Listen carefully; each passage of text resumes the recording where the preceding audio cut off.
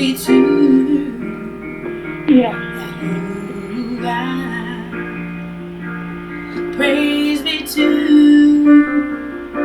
Yahuah. Praise be to Yahuah. Your word is true. Your word is the truth.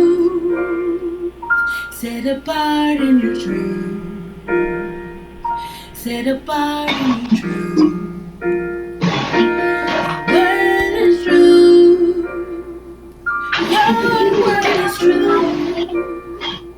Set apart in your truth. Set apart in your truth.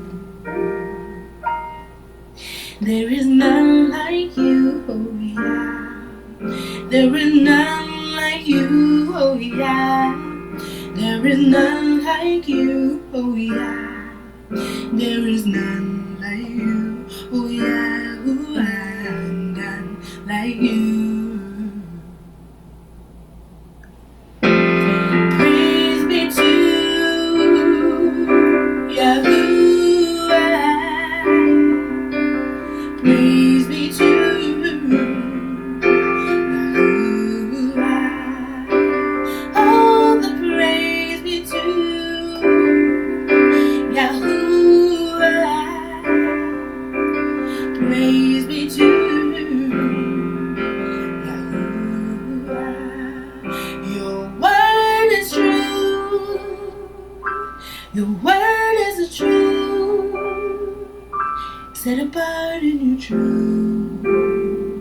Set apart in your truth. Your word is true. Your word is true. Set apart in your truth. Set apart in your truth. There is none like you, oh yeah. None like you, oh yeah. There is none like you, oh yeah.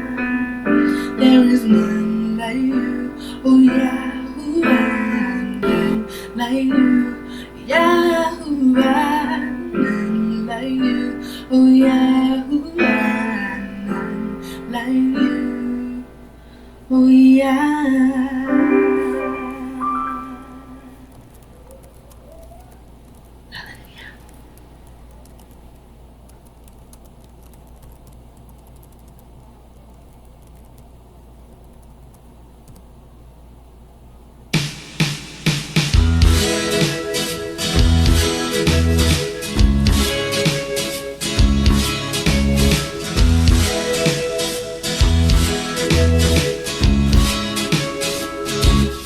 Feel His Spirit filling us with love. Feel His Spirit filling us with love. It's a river flowing through the heart, uniting souls apart, rising from above, filling us with love. You can feel His Spirit filling us with love.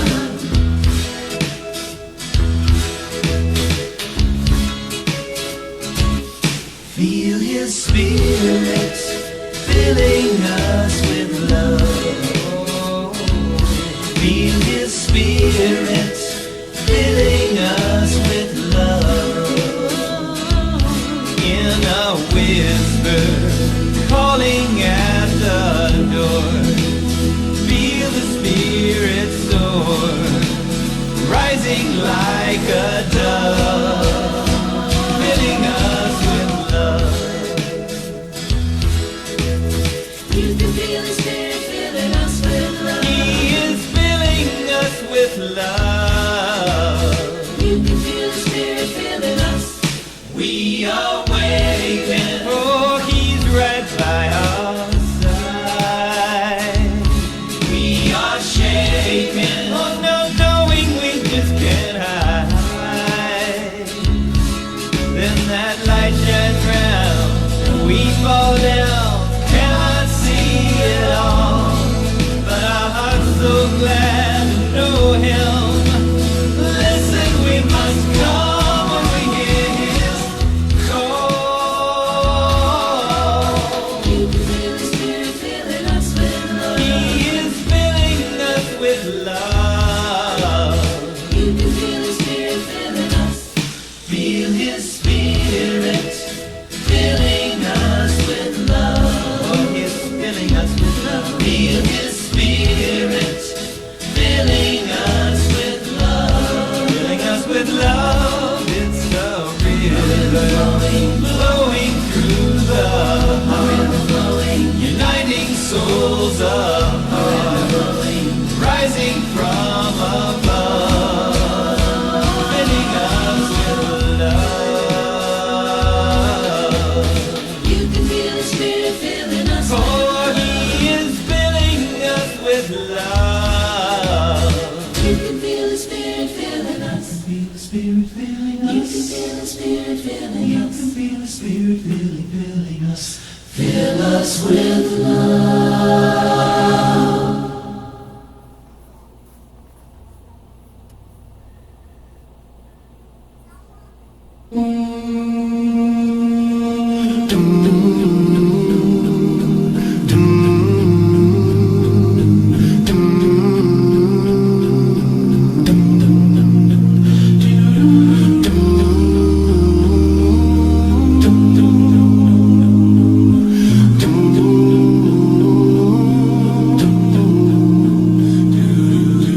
I see your face in every sunrise.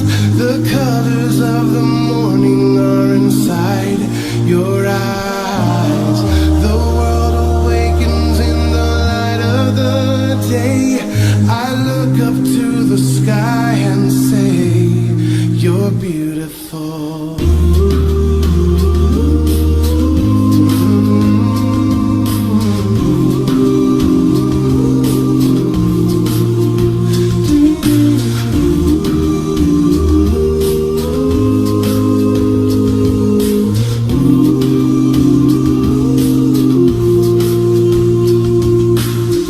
I see your power in the moonlit night, where planets are in motion and galaxies are bright.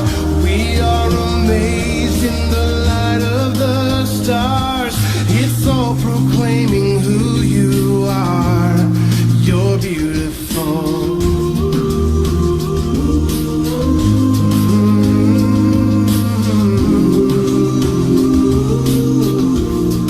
You're beautiful.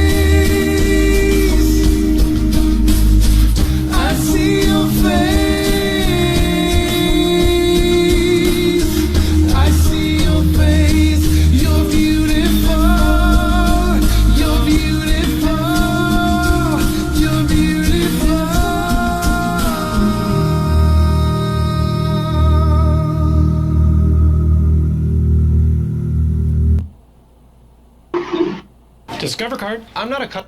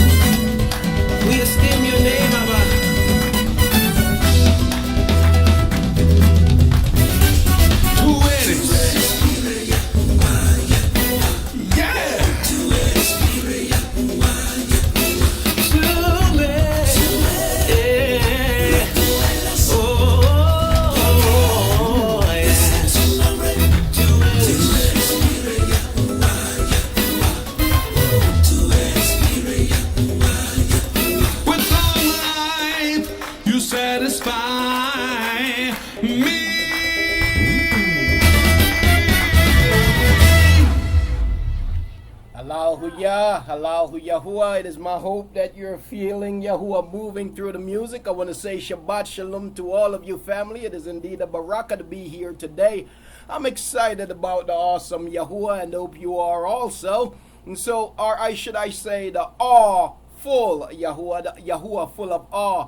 It is indeed a barakah to be here today. I want to say Shabbat Shalom to all of you, to those of you joining us via YouTube, to those of you joining us via Facebook, to those of you joining us via Fuse, and wherever else you might be joining us from today, family. Wherever in the world you're scattered, I want to say Shabbat Shalom to each and every one of you. We're going to play a couple more songs, and then we're going to get started in our fellowship today. It is my prayer and it is my hope that Yahuwah's barakah would fall upon you and upon your house, no matter where it is that you are scattered. And so enjoy the praises to Yahuah as we continue. Shalom.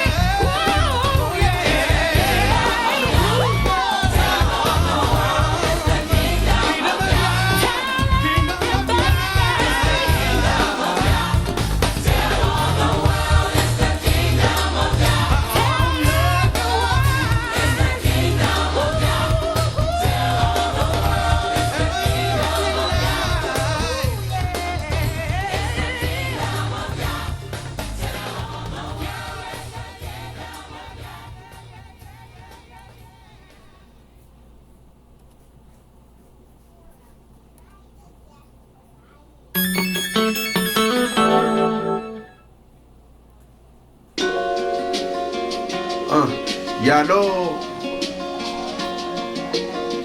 You know, we're going to always give him the praises. He's the most high Yah. And Yahuah Tom, talk to him, Aki. I would give the praises of my lips to you, Father.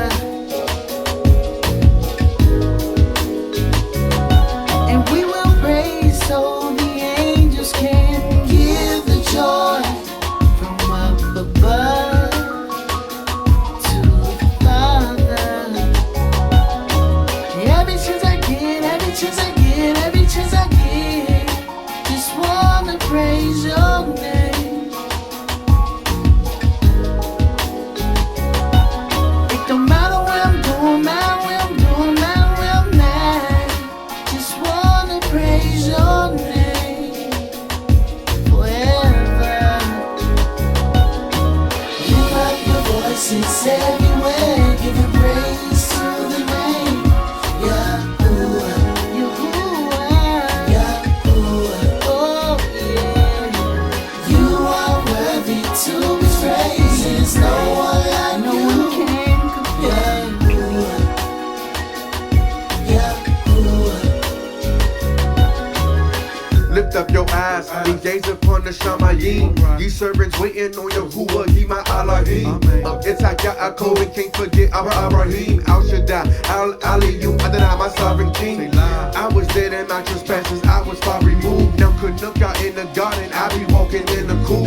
Yahusha say manifest, now engrafted with the rest. Singing Kadesh, Kadesh, and with every breath. Told our Rabbi, yeah, this is what we saying every morning when we rise and during Layla when we layin'. We Shema, all your mitzvah, your deba is my Kai. Baruch Hashem Yahuah, Eloheinu Ya'akah. We will lift up your voices everywhere, give the praise to the name. Give the praise. Yahuah, Yahuah.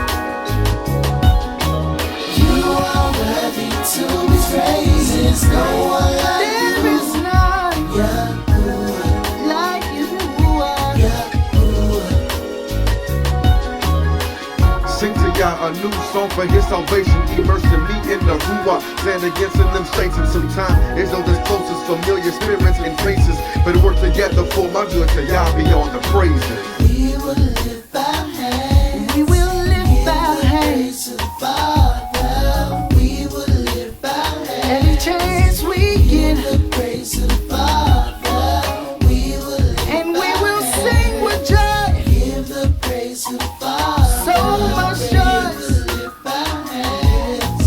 Give the praise to the Father.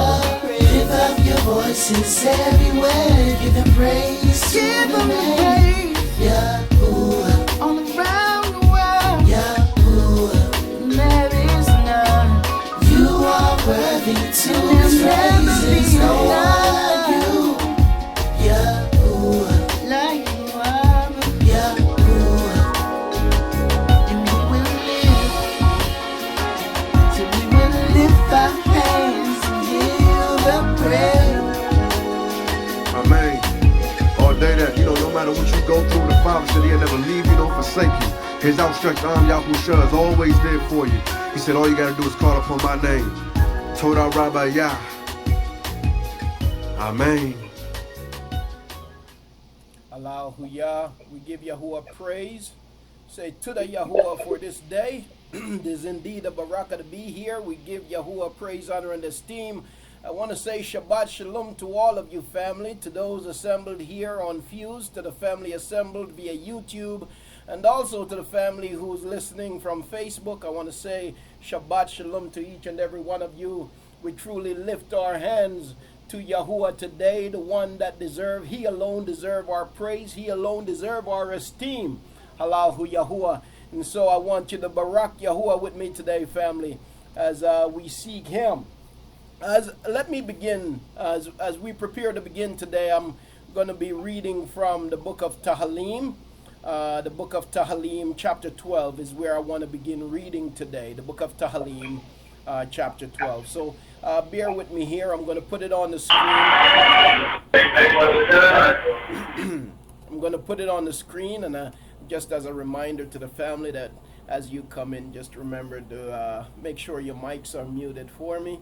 That is greatly appreciated. Shabbat Shalom to each and every one assembled here today, and Shabbat Shalom to Yasharal, wherever we are scattered.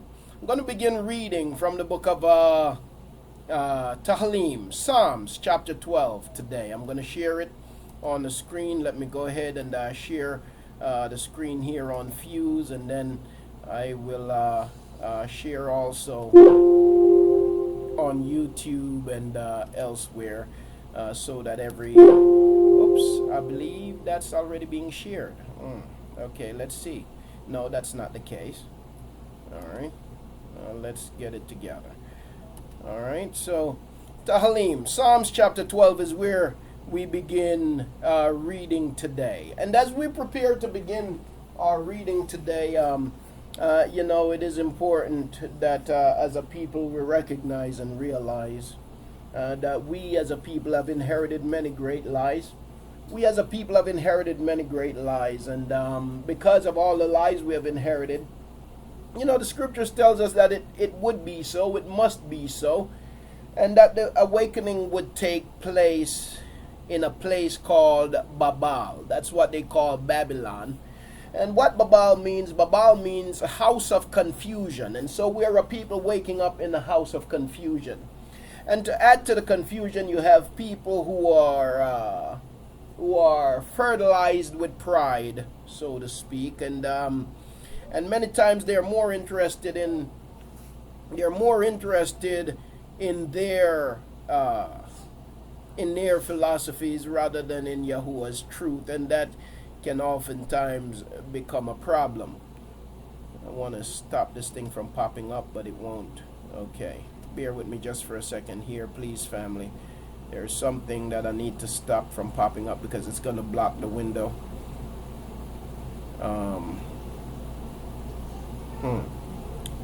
Okay, let's see. I'm going to try to get moving. Okay, all right. And so what adds to the confusion is the fact that oftentimes as the awakening come about, we can find ourselves fertilized with pride, and that becomes more of an hindrance. And because we are so accustomed to the lies that we have been fed, the diet that we have feasted on for so long, then how can what is customary, and how can what is, as we know it, historical, be false? And as a result, when truth is proclaimed, you end up having a lot of people who try to fight against it and knock against it. Some will continue and remain in such a state of blindness, but some will awaken to the fact that, I've been deceived, and I've been kicking against the pricks, I've been kicking against thorns, I've been fighting against the truth. And so they'll come to a realization that we have inherited lies, but some will remain in that state, unfortunately. Most, the scriptures tells us, will remain in that state. So as we read from the book of Tehillim, chapter 12 today, Psalms chapter 12, the intent here is for us to ponder our ways, right? To ponder our ways, to examine our hearts, and to make sure that it is in a place that it is pliable, where Yahuah can work in us, where he can work to break up the hard ground of our heart, where he can work to bring change that will be impactful and essential. So we're opening our study today, our fellowship today, by reading from Tehillim chapter 12, Psalms chapter 12. It says, "Save, Yahuah, for the kind one is no more. Deliver, Yahuah." This is a cry to Yahuah for deliverance for his people. Deliver, Yahuah, save, Yahuah, for the kind one is no more. The trust for the trustworthy have ceased from among the sons of men. They speak falsehood with each other. They speak with flattering lips, a double heart. Yahuah does cut off all flattering lips, a tongue that speaks swelling words. Who have said, with our tongue we do mightily, our lips are our own. Who is master over us? So those who have said, With our tongue we do mightily. Our lips are our own. Who is master over us? Because of the oppression of the poor, because of the sighing of the needy, I now arise, says Yahuah. I set in safety. He pants for it.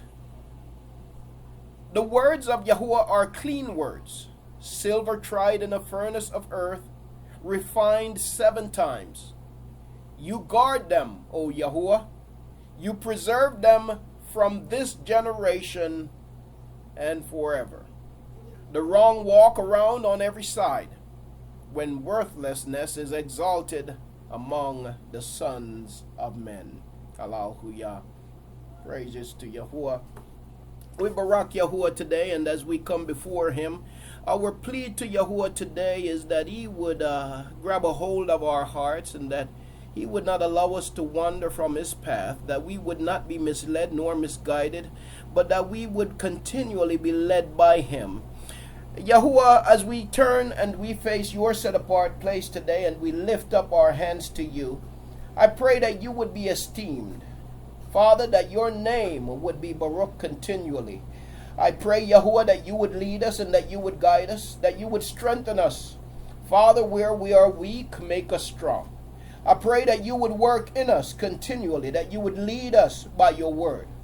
Help us not to lean on our own understanding, Yahuah, but in all our ways may we acknowledge you, that you may direct our path. I pray that you would put in us a hunger and a desire for your truth and your truth alone. I pray, Father, that the words of our mouths and the meditation of our hearts would be found continually acceptable in your sight, O Yahuah, because you are our strength and you are our Redeemer. You are our Savior. And so as we come before you today, Yahuah, we barak your great name. We say Tudah, Yahuah, for bringing us through yet another week. We say Tudah for hearing our cry and for heeding our call. We praise you, Yahuah, for continuing to keep your people, for answering our prayers. We praise you for our akut Yariyah, who you brought out of surgery, and you have her on the road to recovery. I praise you, Yahuah, for your supernatural work. All esteem belong to you for the work that you continue to do in your people. For our key Yaram Yahu, and for every one of our family members who continue to suffer and who continue to cry out to you. I praise you, Yahuah, that you are the Elohim that searches our hearts, and you know our desires and our intent. Father, I pray that you would continue to heal, that you continue to remediate. Father, that you would continue to replenish and to strengthen us. I pray, Yahuah, that you would give us a heart to cry out to you and to seek your face. I pray, Father, that we would not get caught up in the things of this world, but our desires and our intent, our motive would continually be toward you, to seeking you, and to give and to bring esteem to your great name. And so let your word go forth across the nations today. I pray that you would draw people to your truth. I pray that the awakening of Yasharal would continue, that this great awakening that can be done by no man, that it would continue in the earth, Yahuah, as your word says it would. And so I pray that those who are asleep, those that have been in a deep sleep, that they would awaken. Send your word, Yahuah, and let it blow upon them. Send it to every corner of the earth, to the borders of the earth, and let your people arise, and may our enemies be scattered. Do this, we pray. We pray that you would barak your word today, that it would go forth with power. Let it go forth in clarity, and let it go forth with the authority that can only come from you. And let as it fall upon the ears and on the heart of your people, let it be a barakah to them. Let it bring encouragement. Let it empower them. And Father, let it cause us to fall in love with you all over again. May we be sold out and dedicated to you. May we not be led astray by our own lust and our own desires and our own hearts. But Ab Yahuah, I pray that you would purge our hearts and that we may seek after you in Yahusha's name. We pray for our people who are still in churches, being deceived and being led astray by, in some cases, men who know that what they're teaching is wrong, and in other cases by men and women who don't realize that what they're teaching is false. I pray that the awakening of your people in churches, including the pastors and those in the pew. I pray, Yahuah, that awakening would continue. I pray, Yahuah, that these pastors and these pew members in churches, that they would come to the realization that the scriptures speak of us as a people, and that the scriptures tells us that Yahuah has caused a deep sleep to come upon us. But he also says that the day would come when he would awaken us from the sleep. Let them know that when the scriptures speak about the dry bones in the valley, that it speaks of us, that it speaks of a people who seem to be lifeless. It speaks of a people for whom there seemed to be no hope. And when you called forth your servant, your prophet, Haykal, and you took him to that great valley of dry bone, you said to him, Son of man, can these bones live? And looking upon the conditions of the bone, the prophet turned to you, Yahuah, and he said, Yahuah, only you know. And so you commanded him, Yahuah, to prophesy. Prophesy, call forth to the winds, and let them blow upon the bones. And as he prophesied, Yahuah, there was a great earthquake. And so, Yahuah, I pray that you would put that power of prophecy in your people. Put that power of prophecy in those who cry out to your people today. Empower us to prophesy. And as we prophesy and as we call forth to the wind, let there be a great earthquake. Let there be a great shaking, followed by a great awakening. That a nation that has ceased to be a nation would once again be a nation. That a people where it was said that you are no longer my people, that once again you would say you are my people. And let those people who are destroyed for a lack of knowledge, let them come to a knowledge of your truth. Let them come to a knowledge of Yahuah, the knowledge that awaken, the knowledge that empower, and the knowledge that strengthen, the knowledge that allow us to walk in set apartness unto you. Yahuah, give us a hatred for the ways of the heathen and cause us to fall in love with you and your ways all over again. Do this, we pray, in Yahusha's name. Aman. Halahu Yahuah. Praises to Yahuah. We barak your great name today, Yahuah. We barak you, barak our household, and barak our children. Do it, we pray, Abba Yahuah, in Yahusha's name. Gird them up, I pray, because the enemy is after them. The enemy is after them. He seeks to destroy them. He goes about as a roaring lion, seeking those whom he may devour. And Father, the most exposed, the most delicate are our children, Father. And so we pray that you would watch over them. We pray that you would draw them, because there is so much competing for their attention. There is so much competing for their vigor. There is so much competing for their strength. But I pray, Yahuah, that they would praise you even in their youth, that they would come to know you, and that their lives would be dedicated to serving you. Awake a nation, I pray. Awaken a nation that sleep, a nation that was once dead. Awake them. Awake our children, Yahuah. You said that a little child shall lead them, and so let it be. In Yahusha's name. Aman. Allahu Yahuah. Praises to Yahuah. Praise Yahuah. Once again, we barak Yahuah today because he is good. I want to say Shabbat Shalom to you all, Mashbaka. Yahuah is truly worthy to be praised. I think I see Akut Yariya's flag, and that is indeed a delight for me to see today. I'm gonna before I do anything else, I'm gonna do just that. I'm gonna go to Akut Yariya. I see her flag, and so Akut, please go ahead, Akut Yariya.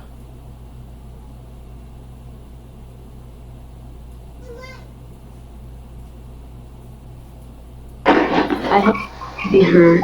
Yes, you can. Yes, you can, Akut. It is a baraka to hear you. Hello, Yahuah. It is a baraka to be here. It is to witness the goodness of Yahuah while we are in the land of the living. However that scripture went, but I'm just so thankful this morning to be able to sit here and give Yahuah praise. I'm just very grateful. And I realized after that surgery how big I had a goiter so large. Wow. I haven't seen my neck in about 12 years. But it's amazing because I didn't realize how large it was. And the problems I knew that it was causing me, continued to get worse. So in much prayer, I decided to go ahead and do it. But it's amazing. I feel much better. And I'm on the road to recovery. I have quite a bit of a sore throat because of the intubation. Yes. But I'm sounding better than I did yesterday. One of my coworkers bought me a bell, and so I'm sure that my children are sick of hearing that bell ring. It's like, what now?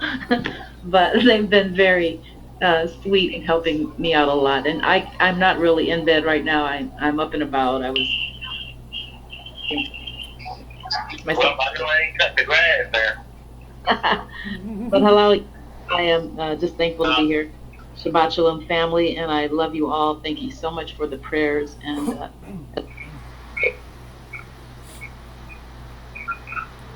Praise Yahuah. Are you there still, Akut? Okay. Praise Yahuah.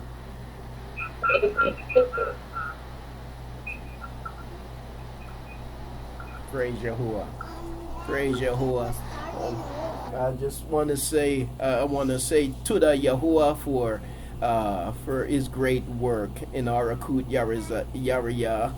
And I just praise Yahuah that he has given her the strength and the healing to come forward today, and to give him the esteem that he alone truly deserves. I wasn't expecting to hear her voice today, and so I want to give Yahuah praise, honor, and esteem for that. And so we truly barak Yahuah today, and we say to the Yahuah for your healing, Yahu Rapha, the one who heals, Halal Hu Yahuah. And so we truly barak Yahuah today, and I didn't even have to spend the night in the hospital. It was one of the first things. But I think I was out of the hospital. Praise Yahuah. Praise Yahuah. I think your audio is going in and out a little bit. Your voice is clear when it comes in, but your audio for some reason is going in and out. Akut. But I think what you said there was the symptoms, the side effects. You were not affected, and we praise Yahuah for that. And we just truly want to esteem Yahuah today. And no matter what it is that we're faced with and what it is that we're going through, family, we live at a time. We live in a time where trouble is all around us. All kinds of trouble is all around us. I have a video on my playlist on YouTube, and my wife was watching it this morning.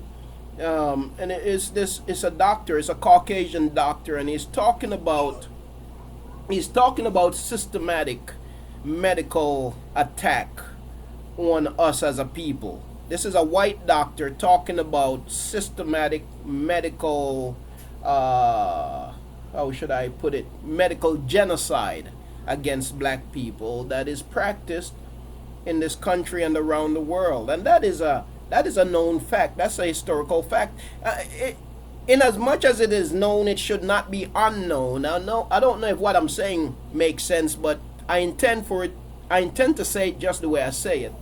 In as much as it is known, it should not be unknown that we are targeted, that we are bombarded with all kinds of stuff. You talk about the water crisis in Flint and how things like this don't happen accidentally and coincidentally. This is a doctor. He has written to the Congress, and he has done many things to try to get the government to take heed. And he said that I'm willing to go, me and my staff, we're willing to go and testify in front of Congress about these things. He has not yet received an invitation. What he might receive is a shutdown. What he might receive is a shutdown, but I don't think they're going to invite him to testify before Congress, because that would be testifying before the very people who are putting in place these things to destroy us, you see. Yes, indeed. The sterilization of our women and everything else. But so when I say this, family, when I say this, what I'm saying to you is this. What I'm saying to you is this. By the way, I want to declare something again. Forgive me. I have a cold and I'm sniffling a little bit. My voice sounds a little bit different. I want to, please pardon me. But let me say this, even before I say more. Here in this assembly, what we seek is the truth, the whole truth, and absolutely nothing but the truth. And when you seek the whole truth, when you seek the truth, the whole truth, and absolutely nothing but the truth, then something else happens. When you find the truth, you are compelled to speak the truth. Okay, so let me say this again. In this assembly, what we seek is the truth, the whole truth, and nothing but the truth. And when you seek the truth, Yahuah says, those who seek for me with all their heart will find me. He says, seek and you will find. Knock and the door will be open. So when you seek, you will find. So when you seek the truth, the whole truth, and nothing but the truth, you will find the truth. Now something happens when you find the truth. When you find the truth, you are compelled to speak the truth. Okay, so our first responsibility is to seek the truth, right? Our first responsibility is to seek. Our first responsibility is to seek the truth. And to seek the truth, you've got to ask questions. You've got to ask why. You've got to ask how. You've got to ask when. You've got to ask where. You've got to ask who. You've got to ask of whom, by whom, to whom, so on and so forth. But when you seek the truth, you will find the truth. And after you find the truth, something else happens. And that is where the truth compels you to speak the truth. But wait. After you have been compelled to speak the truth, you're going to find that something else happens. Because once you begin to speak the truth, you're going to find that you offend people who do not want the truth to be uncovered. You're going to find that you offend people who want to keep things the way they've always been. And those people who want to keep things the way they've always been, they might come to you acting like they're your friend. You see. And they'll be your friend as long as you just keep things the way they've always been. But the moment you move with the Ruach, which is it is the Ruach that compels you to speak the truth. The adversary compels you to go with the lie. The Ruach compels you to speak the truth. And when you begin to speak the truth, you're going to find that you are going to run into opposition. You're going to offend people. And you're going to lose people. But truth ain't about the crowd. Truth is not about building a crowd. Truth is not about mega church, building mega churches. We ain't no church. We will never be the church. We were never the church. We are the assembly of Yahuah. And the assembly of Yahuah feast on truth. So know that when you seek the truth, you will find the truth. But when you find the truth, you'll be compelled to speak the truth. And when you're compelled to speak the truth, you're going to offend people. But it's all right. Yahuah says to his prophet, I'm going to make your face like flint. Do not be afraid of men and their faces. So I'm not here to make anybody feel comfortable. I'm not here to what should I say? Can't find the word I'm looking for right now. I'm not here to try to make somebody be my friend. I'm here to share the truth. And those who love the truth will be my friend. Yep, I'm not here to tickle ears. I'm here to speak the truth. No matter how or what the truth may be. That's all I'm interested in. Okay? And the truth sometimes will be for those who don't want the truth, and for those who hate the truth, for those who want things to remain the way they've always been. What they will try to do is they'll try to tarnish the words of the one speaking truth. They'll try to smear their name and everything else. They'll do whatever they can do. They'll try to call you names. They'll try to give people a different perception of you. They'll call you a racist. They'll call you this. They'll call you the other. You see, they'll call you all kinds of stuff. But truth is truth. It's not about racists. You see, so when I talk about black people being targeted, I want you to know that what I'm speaking about is truth. I'm not here to try to divide people based on the color of their skin or anything like that. I don't need to do that. You see? There's a system that does that, and I've always done it. I'm just interested in the truth. I'm not here to divide, I'm here to heal. So we have a system, family. Consider this. We have a system set up against us. A system set up against us to destroy us physically, to destroy us mentally, to destroy us psychologically, to destroy us spiritually. We have that system set up against us. Yahuah says that it would be so. You see, he said that they would seek to wear out the set apart ones in the light. They would seek to wear us out. And in wearing us out, guess what? It's not limited to one tactic. They're going to try all kinds of tactics to wear us out. You see. And so, family, we are a people oppressed on every side. And so for that reason, when we recognize just how oppressed we have been and how oppressed we are, we've got to give Yahuah praise. We've got to give Yahuah praise. We cannot allow the situations that come up every day to keep us from praising Yahuah or to keep us from losing focus on Yahuah. We got to know that it is He. He is the reason why that we continue to even be able to walk as we do. He is the reason why we continue to survive as we do. And then in knowing that, then we must give Him praise. We can't allow life to become so burdensome that we fail to give Him praise. Yes, praise is not going to be easy. Many times praise is a sacrifice.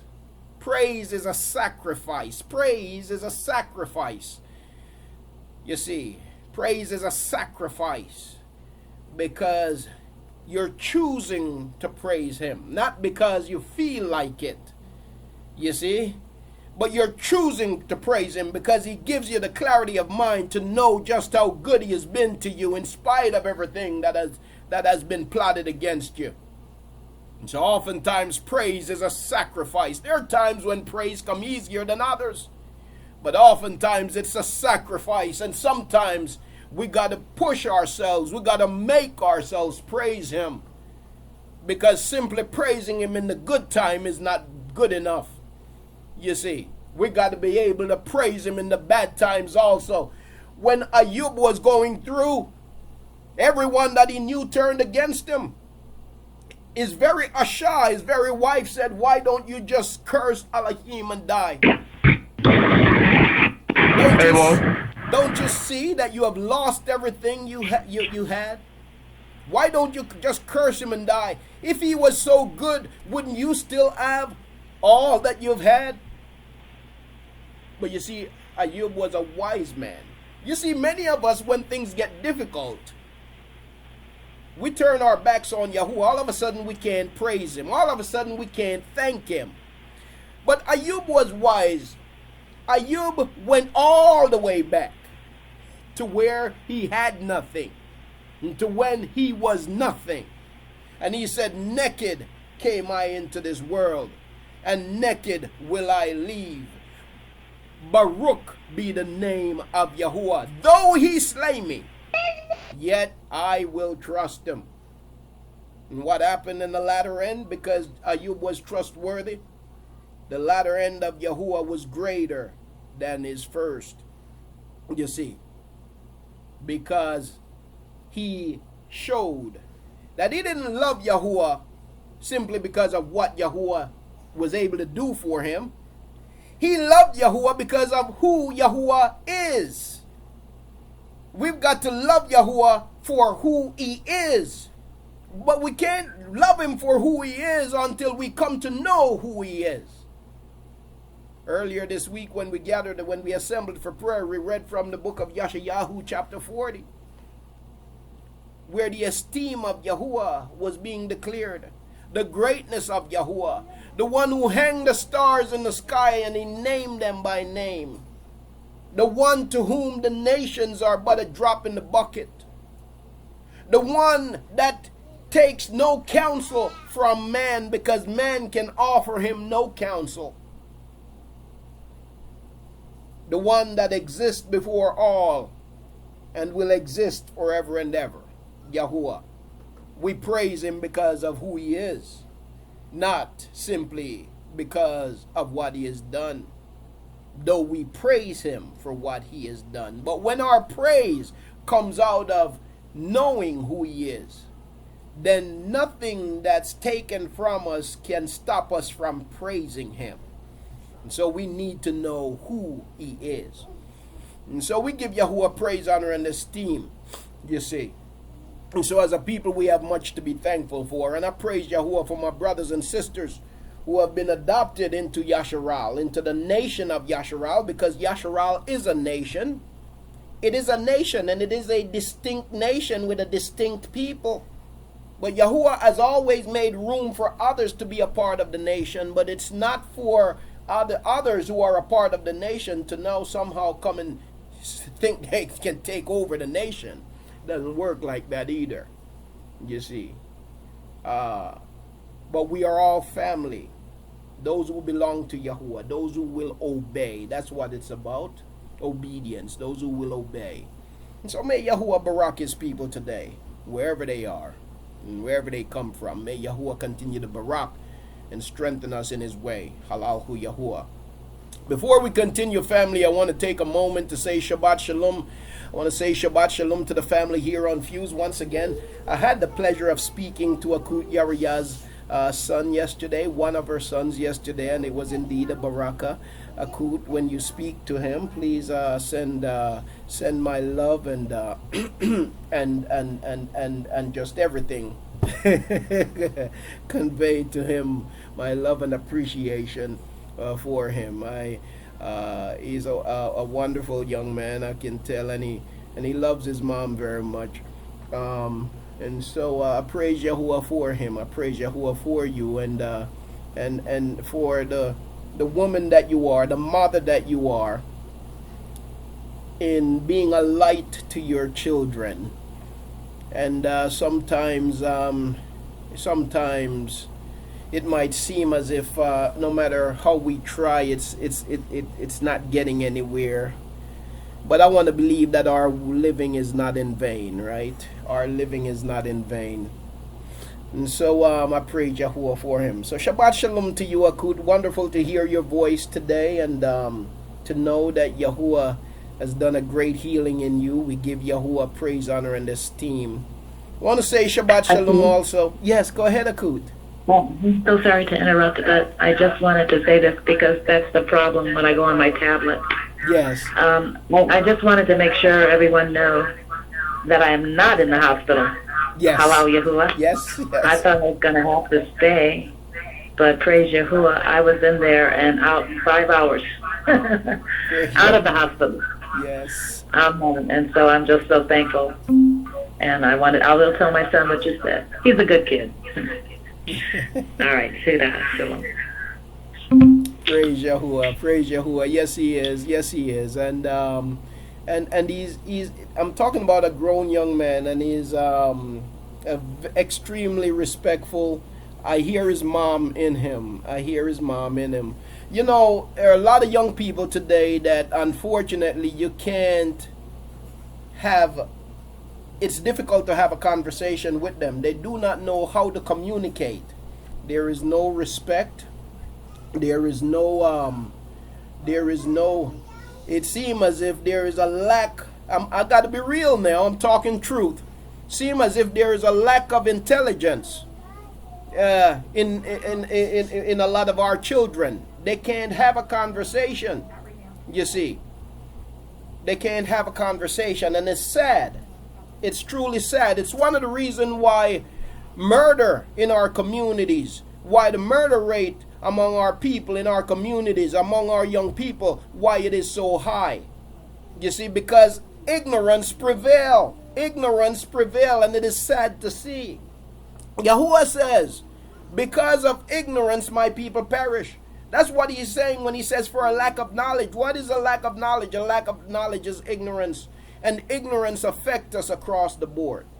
You see. And so I'm a person that believes that we have to hold our people accountable. Yeah, we know that the wicked does what they do, but we have to hold our people accountable. Many of our people don't like to criticize. We don't like criticism. We don't like to criticize us. We don't like to criticize our own people, but we need to be our biggest critics, you see, because the reason for criticism and the purpose for criticism is supposed to make us better. It's supposed to make us better. If we're wise, we will listen to the criticism and we'll seek to do something about it. When I look in our communities, when I look in our society, when I look among our people, I look in my neighborhood. If I walk down the street, I got to pick and choose who I say something to, because simply saying good morning to the wrong person might bring me death. That is ignorance. You see?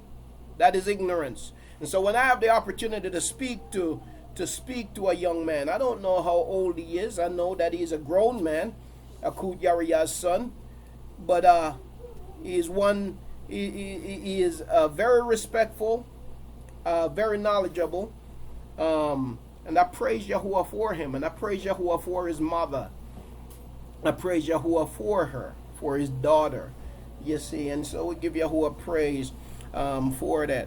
And so it was truly a baraka being able to speak with him, Akut, and Tuda for having him reach out also, because it brought comfort. Knowing that everything was well with you. Let me say also Shabbat Shalom to Aki Trevin. It is great to see you, Aki. Also to my Akut Amuna. It is great to see you as always, my dear Akut. Shabbat Shalom to you. And also I want to say Shabbat Shalom to Aki Yaderic. It is great to see you, Aki, again, to have you in this fellowship today. Also, I see the flag there, Aki. I'm going to come to you. Let me just run down the list, greet everyone, and then I'm going to come to you. Also, I want to say Shabbat Shalom to Aki Willie, to Aki One Yahoo, and to the families listening in the background. I want to say Shabbat Shalom. So while I greet the names represented on the screen, I'm aware that there are also families, individuals who are listening, whose names are not represented on the screen. I want to say Shabbat Shalom to you all. Also, I want to say Shabbat Shalom to Akut Sharon. It is wonderful to have you, Akut. Shabbat Shalom to you and to your Bayat. Also to my Akut Mahalia. It is great to have you, Akut, today, as always, to share in this fellowship. Also want to say Shabbat Shalom to Aki Keith and to Aki Keenan. To you and to your house, Aki, I say Shabbat Shalom. To Akut Joan and to your mom, I want to say Shabbat Shalom also, Akut. Akut Jones' mom, what is her name? Adelaide, Akut Adelaide. I see she is here, Akut Adelaide. I want to say Shabbat Shalom to Akut Adelaide also. Also want to say Shabbat Shalom to Akut Jeanette. Wonderful to see you, Akut, as always, and to Akut Gina. It is indeed a baraka to see you, Akut, to my Aki Franklin, to Aki Edward, to Aki Delayahu. Family, it is wonderful to see each and every one of you. To my Akut cousin, to Aki Yahukanan, her Ban, her son, I want to say Shabbat Shalom to you, family. To my Akut Carmen, to Akut Al Yashaba, to Aki Adi Al, and again, of course, to Akut Adelaide. Also, I want to say Shabbat Shalom to that's Akut Yariah's phone number there. Also to my Aki Dani Al, beloved Aki, Shabbat Shalom to you, Aki. Wonderful to see you as always. And to Aki Sharia, Akut Sharia, I want to say Shabbat Shalom to you also, Akut. Wonderful to see you again as always. And to my Akut Mary, great to see you, Akut. To Akut Mac, I say Shabbat Shalom. And also to Akut Bernice, I say Shabbat Shalom. I want to turn my attention very quickly to YouTube and just greet the family there on YouTube. I want to say Shabbat Shalom, to praise Yahuah. It is wonderful to see you on this day, Mashpaka. Also to I think I greeted Aki Edward also. He's on Fuse joining us also. To Aki Hem Harrison, I want to say Shabbat Shalom. To Akut Kaya, let me say Shabbat Shalom to you, wonderful Akut. And also to Rama 8, I want to say Shabbat Shalom to you on this day. And to Unique Coverage, greetings to you today, Shabbat Shalom. And also, who else do we have? Aki Maurice the Salt, I want to say Shabbat Shalom to you and welcome also, Aki. To the family listening in whose names may not be represented here on YouTube, and to the family joining us via Facebook, I say Shabbat Shalom to you. I'm going to turn my attention back to Fuse, and I'm going to release the mic to Aki Yaderek. Please go ahead, Aki.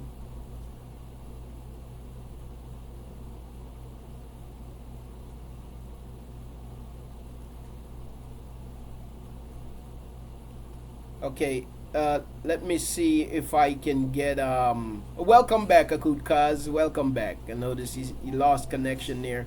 Let me unmute the mic for you, Aki Derek. Okay, your mic's Can I be heard? Yes, you can. Yes, you can, Aki. Okay. Shabbat Shalom, Mashpaka. I only had a short question. I was on my PC in the living room, and I came into the kitchen, and I'm on the laptop, and the chat window won't open. It looks like a yellow button sitting on top of the chat symbol, but the chat window won't open, and I don't know how to get it to function. So if you click on that yellow, if you click on nothing happens. Nothing happened. Wow.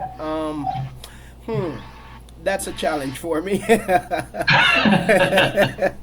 Okay.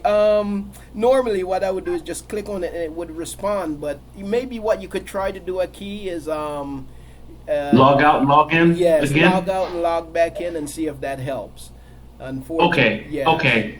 Thank you. Tuda. Tuda, Aki. Tuda. Praise Yahuah. All right. As we prepare to begin today, family, I just want to check to see if there are any testimonies or comments from the family here in the room. If anyone has a testimony that they'd like to share today, then please raise. You can do so by raising your flag. How do you raise the flag is the other question.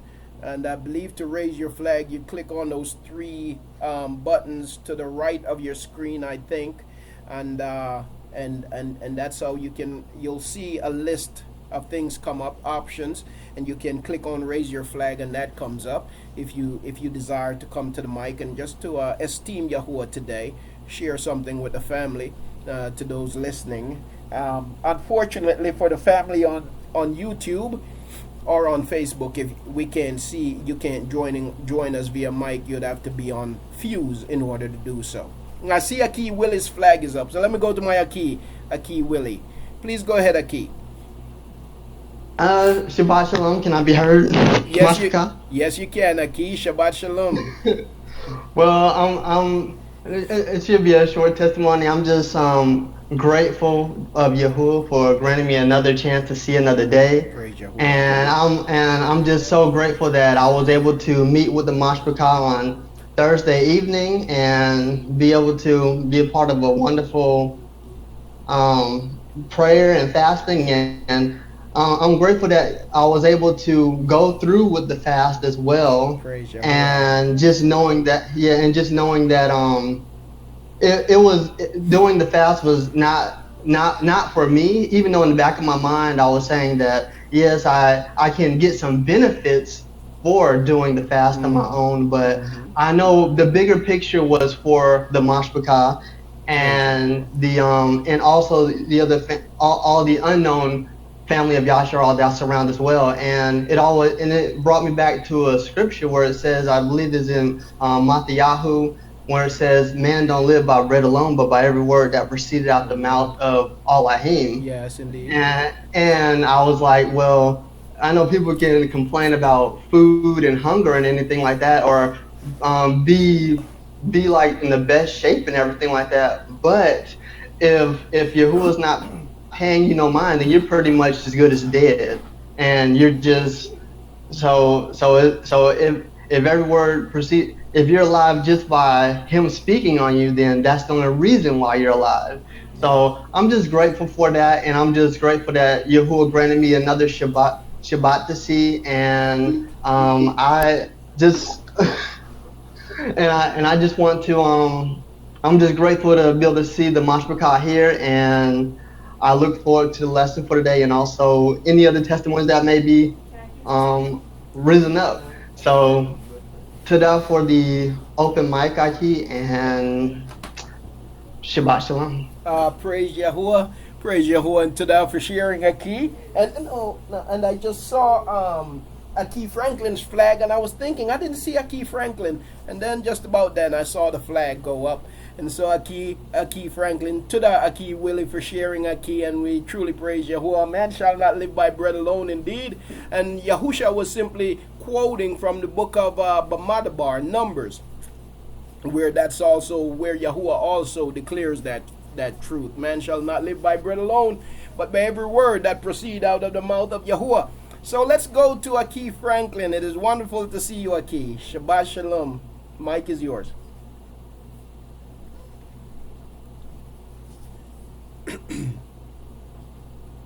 I might have to unmute your mic for you, Aki. Let me see if I can find you on the board.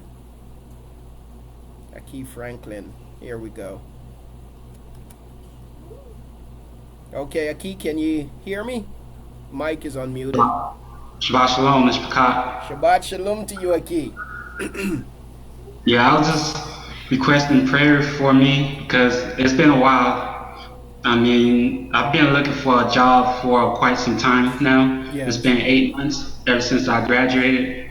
Been looking for a job in my career field. Yes. And I just want to praise Yahuwah for finally allowing me to be called in for an interview this week that I have set up for Monday morning.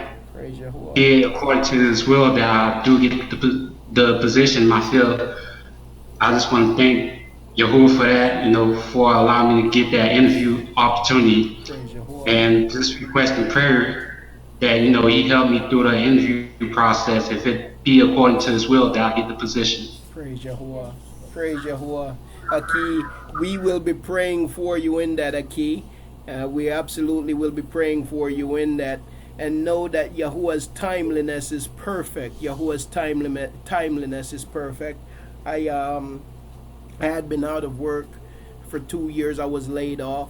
For 2 years I was out of work, and it came time for me to return to work. And I put an application in for a position, and when I put the application in, I thought, well, I'm not going to get it. I thought it's possible I wouldn't get it, but then I didn't thought I wasn't going to get it, but I thought it's possible I wouldn't get it. But then I said, be it according to Yahuwah's will. And I believe that Yahuwah would move according to His will on my behalf. And in the end, Yahuwah did move, you see, and Yahuwah showed me great favor, and I got the position. And so, know that Yahuwah's timing is perfect, and His will be done. And so we give Yahuwah praise, honor, and esteem. And you know what's amazing? When I got that job, just a quick testimony, when I got the job, they called me, I did a phone interview, and then I had to go in for an interview. That was the second interview, and I got the job. When I went in for the interview, I could have gotten one of two. I could have been placed in one of two areas. I could have been placed in production, or I could have been placed in shipping. They asked me, which one would you prefer? I didn't know a whole lot about how things operated, and so I said, I really have no preference. And so they choose to place me in shipping. Now, as a result of them placing me in shipping, what happened afterwards? Now, by this time, I was 4 months behind in my rent. I was 4 months behind in my rent. I was behind on my gas and electric bill. I was behind in everything that you can think of. Okay? But as a result of them putting me in shipping instead of in production, what it did was it allowed a lot of overtime. So for quite a while, every week I was working over 60 hours. And what that allowed me to do was it allowed me to catch up on my rent and to catch up on some bills that was past due. And then after I got caught up, then the hours got, slimmed down. But that was Yahuwah's work. Now, if they had put me in production, I would not have had that kind of overtime, and I would have still been struggling to catch up. So Yahuwah's working is perfect. His timing is perfect. And so I want to encourage you in that, Aki. And we'll absolutely be praying for you. May Yahuwah give you favor as you go for this interview. And may Yahuwah speak through you. May the wisdom of Yahuwah burst forth. Allahu Yahuwah. And so I just praise Yahuwah for that opportunity that he has granted at this time, Aki. We truly give Yahuwah praise, honor, and esteem. Allahu Yah.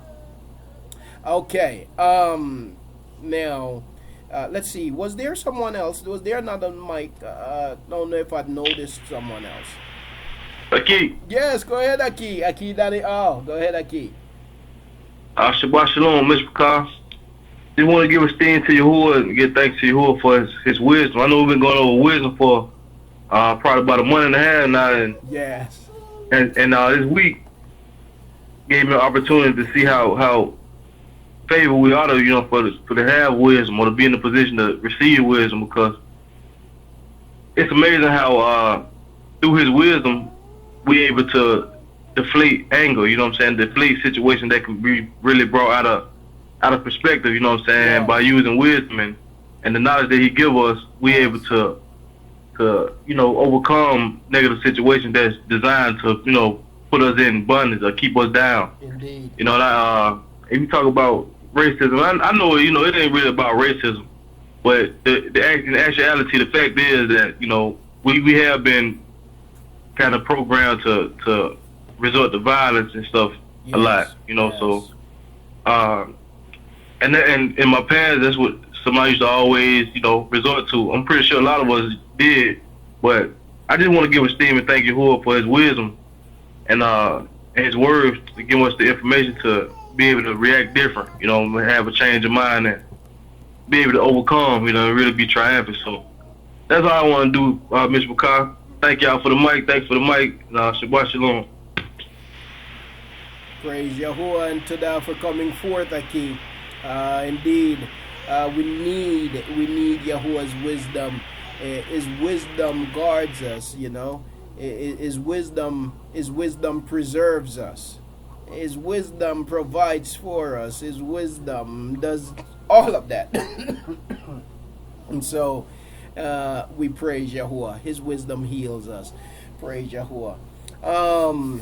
Now, okay, so again, we praise Yahuwah. Today, family, we're returning to our study in wisdom. This is week 6.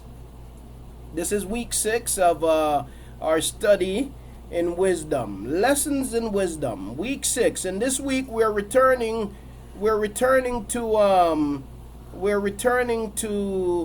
the book of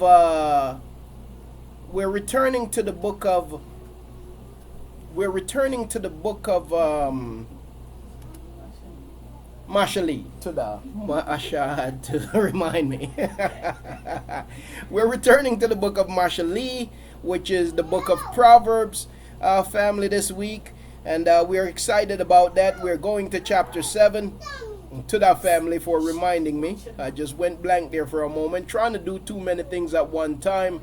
But you know what? Before we go any further, I just want to welcome everyone to our fellowship. Started off a little bit different today, but here, welcome, family.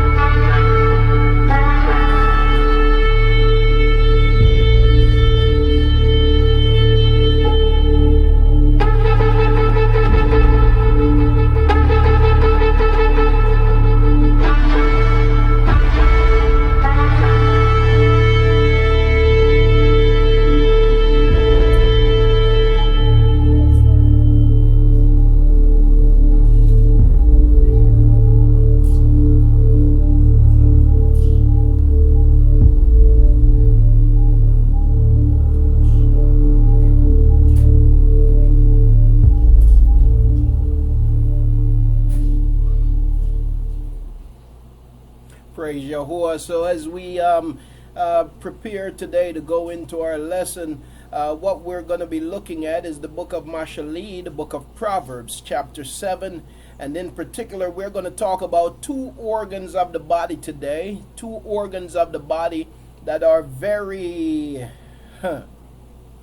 they're very much connected to our spiritual state. Two organs of the body that are very much connected to our spiritual state. And the two organs of the body that we're going to talk about today, they are the eye and the heart. The eye and the heart. Okay? As we go to the book of Mashali today, we're going to talk about the eye and the heart. The book of Proverbs, chapter 7. We're going to deal with the eye and we're going to deal with the heart. Now, this is not this is not a exhaustive study on neither the eye nor the heart. The scriptures have a whole lot to say about both the eye and the heart. So it's not an exhaustive study on the subject of the eye and the heart. But as we go through Mashali chapter 7, as we continue our study in wisdom, lessons in wisdom, we do want to see what Yahuah tells us about the eye and the heart, and how critical it is to our set apartness, how critical these organs are to our set apartness. And so we're going to be looking at that as we continue today. So we're going to the book of Mashali, Proverbs chapter 7, and everyone should be able to see this on their screen. I'm gonna let me just check to see. Family on Fuse, is this clear enough on your screen? Can you see the text clear enough? Okay, Tuda. Okay, the family on YouTube should be able to see it also. Okay, Tuda family, Tuda. All right. Okay, so Mashali chapter 7, that's Proverbs chapter 7. And as we go through Proverbs chapter 7, it begs of us to consider these two organs, the eye and the heart. Now, there's something I always find interesting about the heart. There's a lot of things interesting about the heart. And a lot of people, you ever realize that you are not guided, even though people might think this, but you're not guided by your mind. You are guided by your heart. You're not guided by your mind, but you are guided by your heart. Okay? You're guided by your heart. You're not guided by your mind. The problem, though, is that your heart can lead you astray. Right? Your heart can deceive you. You see, the scriptures tells us that the heart is desperately wicked. Who can know it? You see, not just desperately wicked. It says that the heart is deceiving and desperately wicked. Desperate for wickedness. The heart is desperate for wickedness. You see, the heart is deceiving and desperately wicked. That means that when you come to this place, you can get to a place in your living where you are so wicked and your heart deceives you into thinking that you are good. You can be ultimately wicked, but yet your deceiving heart, which is also responsible for your wickedness, deceives you into thinking that you're good. I find it interesting also that the heart, that the Abari word for heart is lab. Lab. It's spelled Lamad Ayan Beyat. Lamad Ayan Beyat. L-A-B. Lab. Okay? It's a dwelling place. It is also a place of instruction. It is also a seeing place. That's what Lamad Ayan Beyat means. Lab. Beyat, dwelling place. Ayan, seeing place. Bayat, lamad, instruction, direction, guidance. Lab. Not only do I find that interesting about the heart, I also find it interesting that the very word lab, L-A-B, in English we say lab, the very word lab is associated with places of scientific study or scientific experiments. A place in which things grow, microorganisms. You grow them to study them. And so when we look at our heart and when we consider the heart is such a place. It is such a place where experiments can be developed, and experiments do go awry, they go wrong. It is such a place that guides you by its vision. It is such a place where either evil lives or set apartness resides. It is such a place that can greatly deceive or can profoundly guide and comfort in true set apartness. The heart is a very deep place, the scriptures tells us. It says that the heart is very deep. You see. And so the heart, it is quite an organ. It is quite an organ. And a whole lot, everything starts in the heart. Everything starts in the heart. It doesn't start in the mind. It starts in the heart. It's also interesting to note that sometimes when you're dealing with translation, that translators often, I would say, confuse the mind with the heart. But when the mind is used in translation, many times it's actually referring to the heart. You see. So the mind processes what the heart desires. The mind processes what the heart desires. Okay? And so it starts with the heart. We're going to kind of look at that today as we go through our study in wisdom. Okay? Well, we're beginning here in the book of Mashali, Proverbs chapter 7. It says, "My son, guard my words and treasure up my commands with you." Guard my words, my son, guard my words and treasure up my commands, my dabar, with you.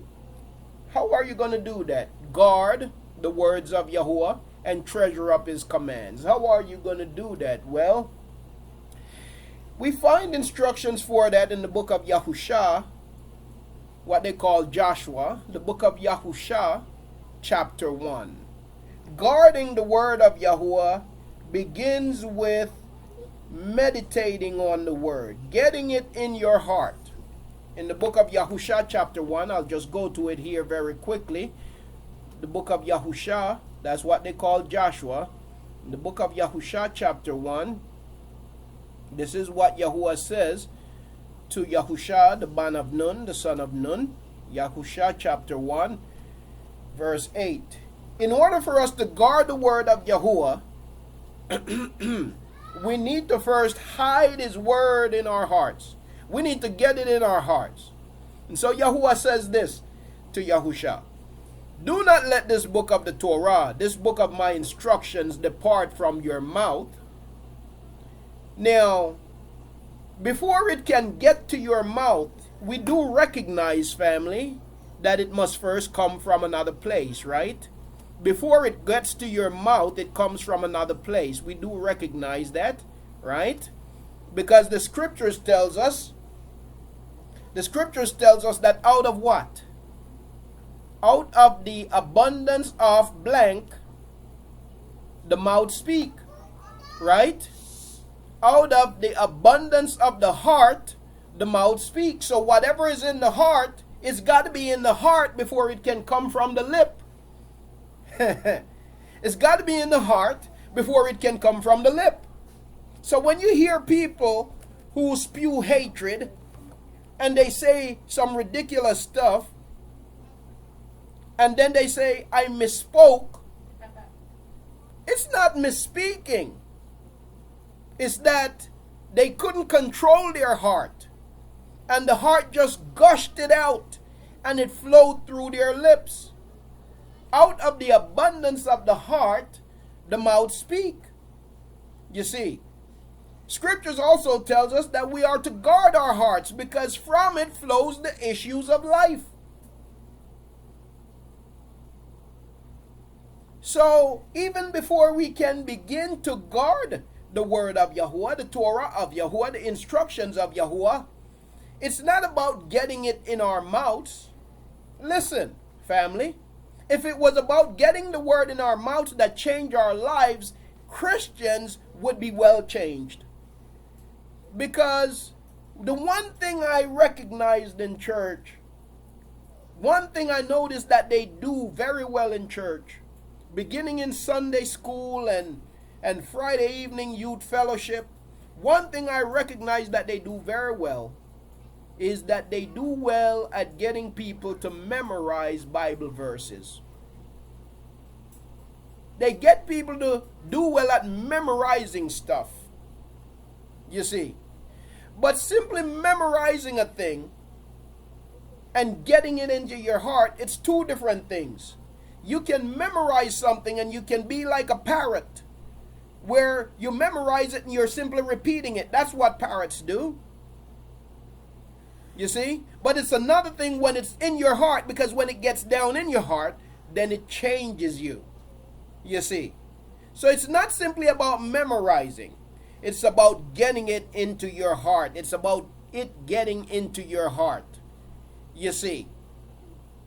Indeed, Key Franklin, Luke 6:45, the good man brings forth what is good out of the good treasure of his heart, and the wicked man brings forth what is wicked out of the wicked treasure of his heart.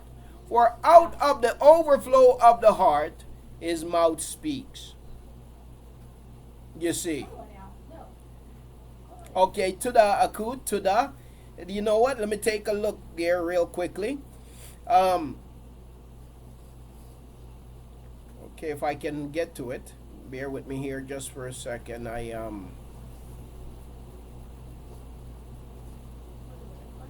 Yeah. I tell you what, let me could Aki Maurice hold that question for me until a little bit later on, so I don't get distracted from the text. I know it's in regards to something I'm saying right now, perhaps, but if you could just hold on to that question, hold your questions for me. So Aki, if you could just make a note of it and keep it, I promise I know it's in regards to something. I promise I'll come back to it. I promise I'll come back to that question as soon as I get through here. I'll make sure that I come back to questions that may have sprouted from some of the things that we're going through right now. Okay, so I appreciate your patience in that, family. So first we've got to get it into our hearts before we can begin to live it. We got to get it into that incubation place. We've got to get it into that place where things grow, you see. Now, you got to be careful what you get into your heart, because whatever you put into your heart, it's what is going to grow, as the scriptures tells us. The good man brings forth good things out of the treasure of his heart, and the wicked man does too. So whatever you put in is what's going to come out. And whatever you put in, it just doesn't stay in the state that you put it in, but it grows. You see, if you put good things in, the good is going to grow. If you put evil things in, then the evil is going to grow, because it is a place of incubation. It is the lab, literally. Okay? So he says, do not let this book of the Torah of my instructions depart from your mouth, but you shall meditate on it day and night. Meditate on it day and night. You know, the only way you're going to be able to meditate on it day and night is not that it's just simply in your mind, but it's got to be in your heart. Because where things can dissipate from your mind, if it gets down in your heart, it will always come back and be brought back to the consciousness of your mind. Whatever is in your mind, in your heart, will always come back to the mind. Meditate on it day and night so that you guard to do according to all that is written in it. For then you shall make your way prosperous and act wisely. That prosperity is not from the perspective of T.D. Jakes' prosperity, or from the perspective of Paula White prosperity, or from the perspective of Creflo Dollar prosperity, or from the perspective of Eddie Long prosperity. That is from Yahuah's set apart prosperity, which I'm not saying that Yahuah says it is he that gives people power to gain wealth. I'm not knocking wealth. Yahuah intends for his people to be wealthy, but what I want to make sure that I make a distinction between what people have come to accept and to believe to be prosperity, as opposed to what Yahuah says prosperity is. True prosperity can only come when we walk according to the Torah of Yahuah. So how then can a people who preach that the Torah is done away with walk in true prosperity? You see. So, to guard the commands of Yahuah first require us to get it into our hearts. After you have gotten it into your heart, you can meditate on it, and as you meditate on it, then you can begin to do it. And that's how you guard Torah. You guard Torah, you guard the instructions of Yahuah by doing them. That's how you guard them. To guard the instructions of Yahuah means that you ensure that they are carried on from generation to generation. To guard the instructions of Yahuah means that they are upheld from generation to generation, that they are upheld from day to day. That as we go about our lives, that his instructions are esteemed. That's how we guard them. Now, going back to the book of Mashali, going back to the book of Mashali, Proverbs chapter 7.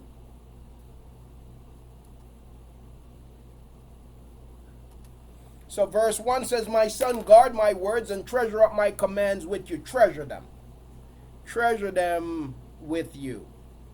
Guard my commands and live, and my Torah as the apple of your eye. Guard my commands and live. When we guard the commands of Yahuah, we will live. So says wisdom. This is wisdom. Guard my commands and live, and my Torah as the apple of your eye. Bind them on your fingers. Write them on the tablet of your heart. Bind them on your fingers. Write them on the tablet of your heart. Now, does that mean the Jews come up with a custom, a practice like this? They wrap stuff around their fingers, wrap stuff around their head, wrap stuff here and wrap stuff there, and then and at the end of the day, they have nothing, because all of their wrappings mean nothing. You see, when Yahuah tell you to wrap stuff, what is he telling you to do?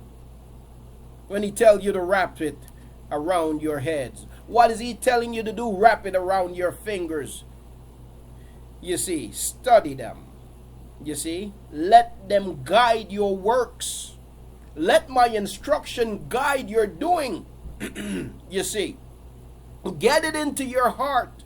And if it's in your heart, then it's going to be exposed by the things that you do. Meditating on them daily. Absolutely. You see. And if you are doing this, if it's in your heart, then of course, yes, your actions is the fruit of its existence in your heart. And so he tells us to wrap them around our fingers, bind them on your fingers, write them on the tablet of your hearts. Say to wisdom, you are my sister. Family, it is important that we say that. It is important that we declare that. You know that, of course, we talk about Paula White, T.D. Jakes, and all of these false teachers a moment ago. And they're out there and they have the, what they call it again, the name it and claim it doctrine. Name this and claim it, name that and claim it. Now, that's Yahuah's truth that they've taken and they have manipulated it. They have twisted it with the prosperity gospel. But simply because they have manipulated the truth, it does not, family. You see what has happened is because these liars have taken the truths of Yahuah and that they have manipulated and twisted it, then when we begin to come to a true knowledge of the truth, we're tempted to just forsake everything. And as a result, we can tend to forsake some truths of Yahuah. In other words, we might throw out the baby with the bathwater. You see, instead of making sure we only throw out the bathwater but keep the baby. So, there are certain truths and certain principles in Yahuwah's word. That is very true. But the wicked have manipulated them and have profaned those truths. You see. And there is one truth that is it is a fact. And that is, the scriptures tells us that a man's belly is filled with the fruits of his lips. A man's belly is filled with the fruits of his lips. Okay? A man's belly is filled with the fruits of his lips. And so if a man proclaims wickedness and evil, he is sowing seeds of evil in his heart. And out of the heart flows the issues of life.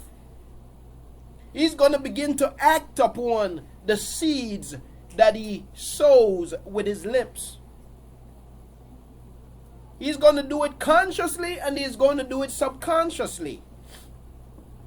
In the same way, it is true that when we sow seeds of greatness with our lips, when we sow seeds of encouragement, when we sow seeds of righteousness, set apartness, when we sow seeds of set apartness, that seed will grow. You see. And so, there is a place for declarations, but it must be declarations according to the word of Yahuah. It's all right for us to say to wisdom, "You are my sister."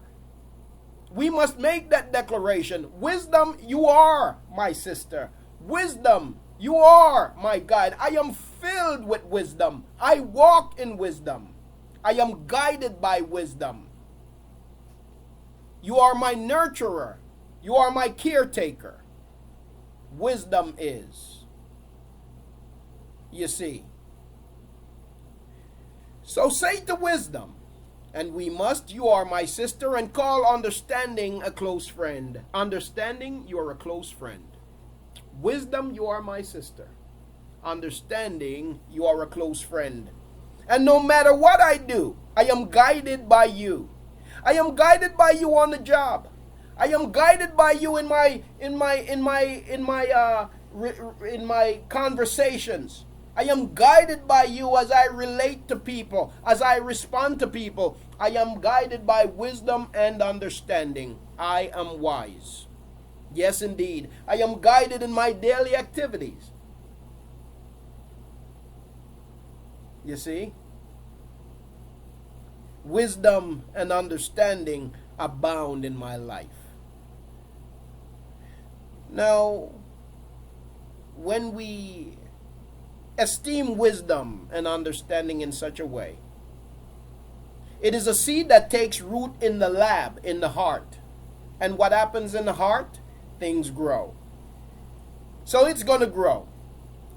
And as it grows in the heart, your desire for wisdom becomes more intensified. You have a desire to seek it out more.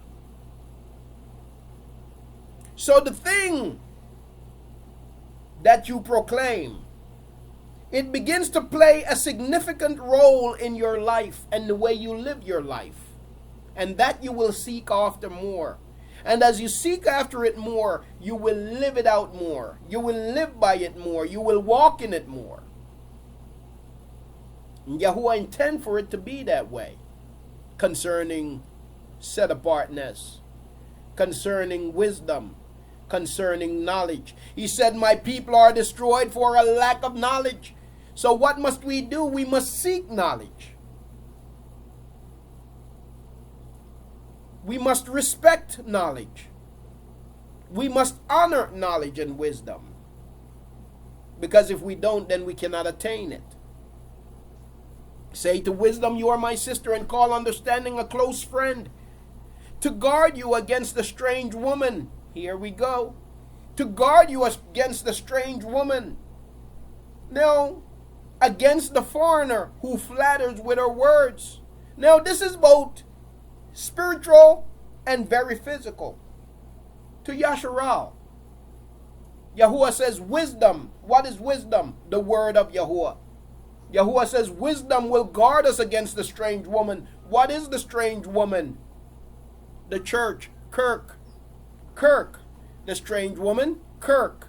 You see, I don't know how many people are here who may be listening who is not familiar with who Kirk is, who have not done the research on Kirk. I don't know how many people are here who do not know yet, who do not yet know and will know in time that the people of Yasharal was never referred to as the church, even as we are told. I don't know how many people coming out of Christianity is not aware of that yet, but that is a fact. You see, in the book of Katsun, Revelation chapter 17, it talks about Kirk, the church, the harlot, the mother of harlots, the church, right? It tells us that wisdom will guard us against her.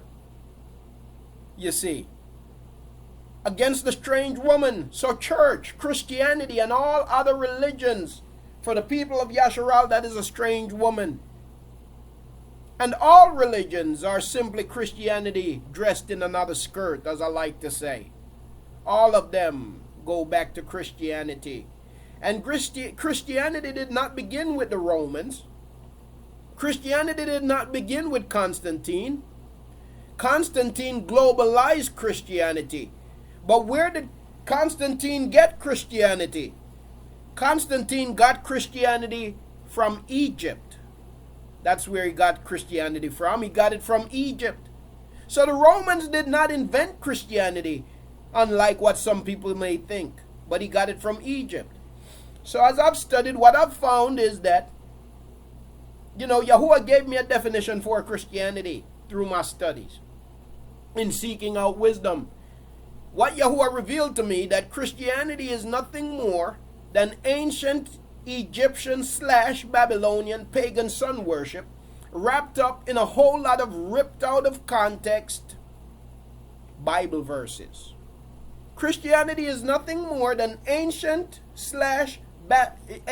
Egyptian / Babylonian pagan sun worship wrapped up in a whole lot of ripped out of context Bible verses. Yep. To sum it up, Christianity is nothing more than just plain old paganism. You see. Yes, indeed. Hallelujah. Aki Franklin just posted from Tahalim 49:3, my mouth speaks wisdom, and the meditation of my heart brings understanding.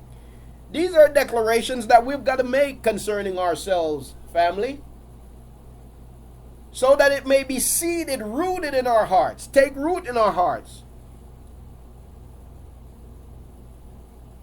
And then the words of our lips will be fertilized and nurtured by them. You see. So he says, to guard you against the strange woman. Number one, Christianity and all of those other forms of Christianity dressed in other skirts. The harlot dressed in different skirts. Guard you against the strange woman, against the foreigner who flatters with her words. Christianity and all other pagan religions, they're foreign women to us. Yahuah warned us against learning the ways of the heathen. So that's one aspect. But Yasharal, how about men and women of Yasharal? How about when it comes down to marriage, which was intended and given to us? How about sexual relationships, which was given to us to teach us about the ways of Yahuah? To teach us about the love of Yahuah for his people and his interaction with his people. That's what marriage is about. That's what the institution of marriage is all about. When we take a wife, it is just another way that Yahuah continue to teach us about ourselves and to teach us about him and his relationship with his nation. And because it is just an extended portion of Yahuwah's lesson to his people, then marriage must be done in accordance with his word. And so we are not to be unequally yoked. We are not to be yoked with people who do not believe in the ways of Yahuah, who do not believe in the truths of Yahuah, or who have taken the ways of Yahuah and have paganized them. But we ought to be yoked with people who will believe in the ways of Yahuah, who walk according to the words of Yahuah. We're not to be with a man or a woman if that one is not our wife or our husband. Right? And so he says to guard you against a strange woman. Any woman that's not your wife is a strange woman. Any man that's not your husband is a strange man. You don't know him. You don't know her. You know, it's one thing to see somebody. In Jamaica, they have a saying that goes, "Fi see me and fi come live with me are two different something." Now, I'm going to say it again, and then I'm going to explain it a little bit further in case you didn't catch it. Fi see me and fi come live with me are two different something. Okay? Fi see me and fi come live with me are two different something. And basically what that's saying is that it's one thing to see somebody on the street and maybe even to get into a passive relationship with them. You know, it's one thing when y'all have some kind of relationship where you're not really living together. You know, y'all have y'all little one night hookup here and there. You know, y'all have your little dates. You go out to the movie and then you go about your business until sometime later y'all decide to come together again. That's one thing. And while it remains that way, it might seem as if this person is just the greatest thing, the greatest person that has ever lived, the greatest individual that was ever created. This one is so lovable, so thoughtful, so selfless, so everything. But woe beyond the day if you should decide to take that one and y'all decide now, instead of just hooking up every once in a while, but you decide that y'all are going to make a life together. You may be surprised to find out that everything that you thought about that one while y'all lived separately, while y'all only saw each other every once in a while, and while you were only living out the infatuation, while you were only living in the lust, you may be surprised to find out that the one that you was telling everybody that they're so selfless, so thoughtful, so lovable, and so everything that is wonderful, you may be telling everybody then that that one is so selfish, so thoughtless, so hateful, so inconsiderate, and everything else. Because fi see me and fi come live with me are two different something. You see?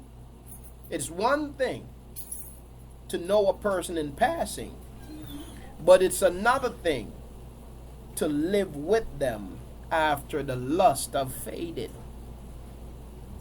You see? So, Yahuah warns against the strange woman, or the strange man for that matter. The reason why he gives his wisdom and his understanding, he says, "Say to wisdom, you are my sister, and call understanding a close friend." And if you would say to wisdom, you're my sister, and you would call understanding a close friend, then when you encounter the strange woman that is no good for you, wisdom and understanding will reveal their true personalities. Wisdom and understanding will not allow you to jump into relationships prematurely. Wisdom and understanding will not allow you to be governed by your lust, but rather to be guided by true love. So wisdom and understanding will guard you against the strange woman and against the foreigner who flatters with her words. When it comes to church and Christianity and other false religion, wisdom and understanding will guard you against their flattering words. Because even though they might be speaking words that sound comforting in that moment, the truth of the matter is that destruction awaits. The fact of the matter is that they're only trying to reel you in so they can suck you dry.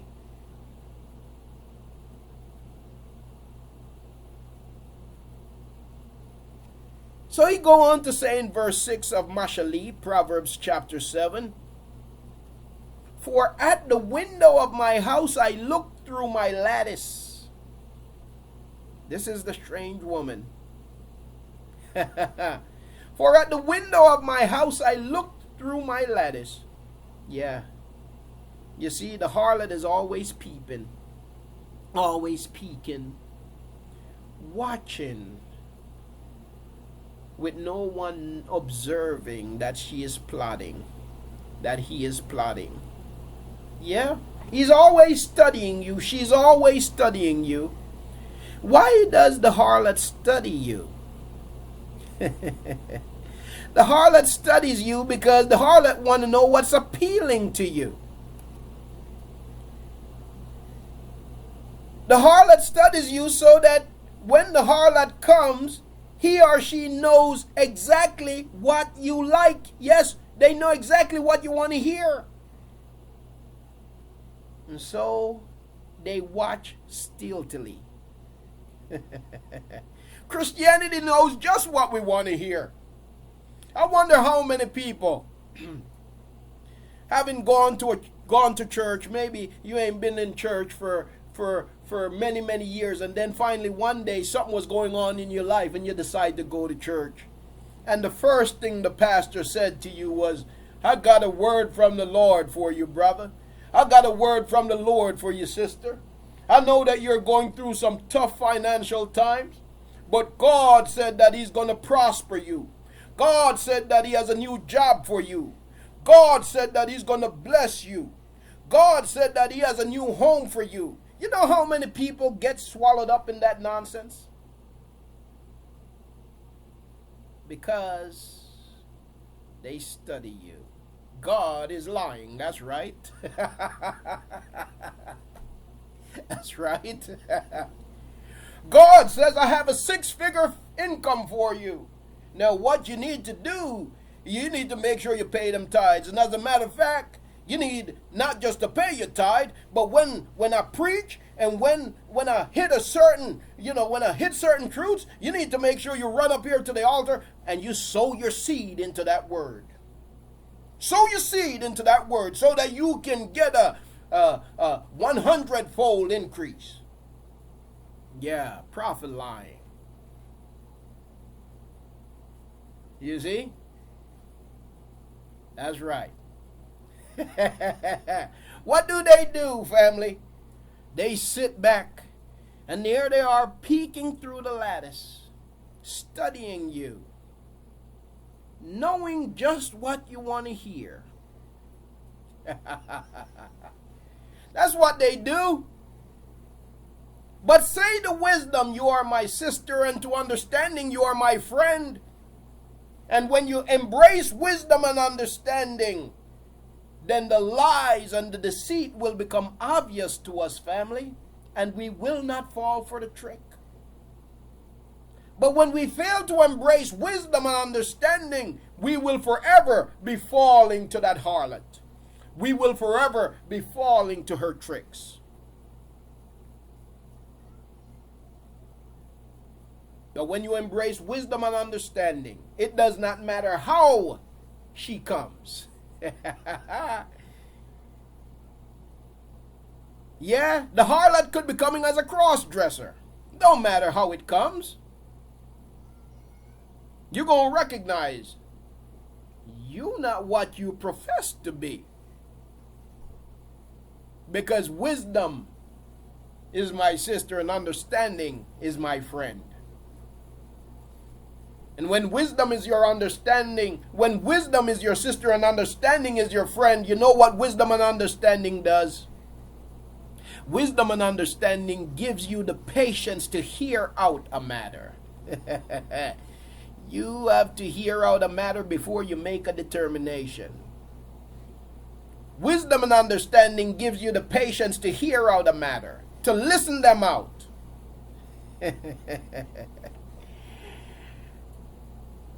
And then you can show them out. You see. So watch it now. He says, for at the window, verse 6 of my house, I looked through my lattice. What is this harlot looking for? And I saw among the simple. I saw among the simple. The simple. The harlot is looking for the simple. You see? The harlot is looking for the simple. It's simple people that end up in deception. Not wise people. Simple people end up in deception. Who are simple people? Simple people are people who lack knowledge. For a lack of knowledge, my people perish. When you lack knowledge, you are simple. Simple. Simple. No complexity. Simple. And I saw among the simple, I perceived among the youth, a young man lacking heart. A young man lacking heart. What that means, a young man lacking heart, it means that this is a young man who lacks, his heart is empty. A empty heart is a dangerous thing. An empty heart is a dangerous thing. You cannot just allow your heart to be empty. Something is going to fill it. Now here's the thing. When it comes to wisdom and knowledge, when it comes to the word of Yahuah, it requires a proactiveness. It requires you to be proactive. It requires you to take hold of his word and digest it.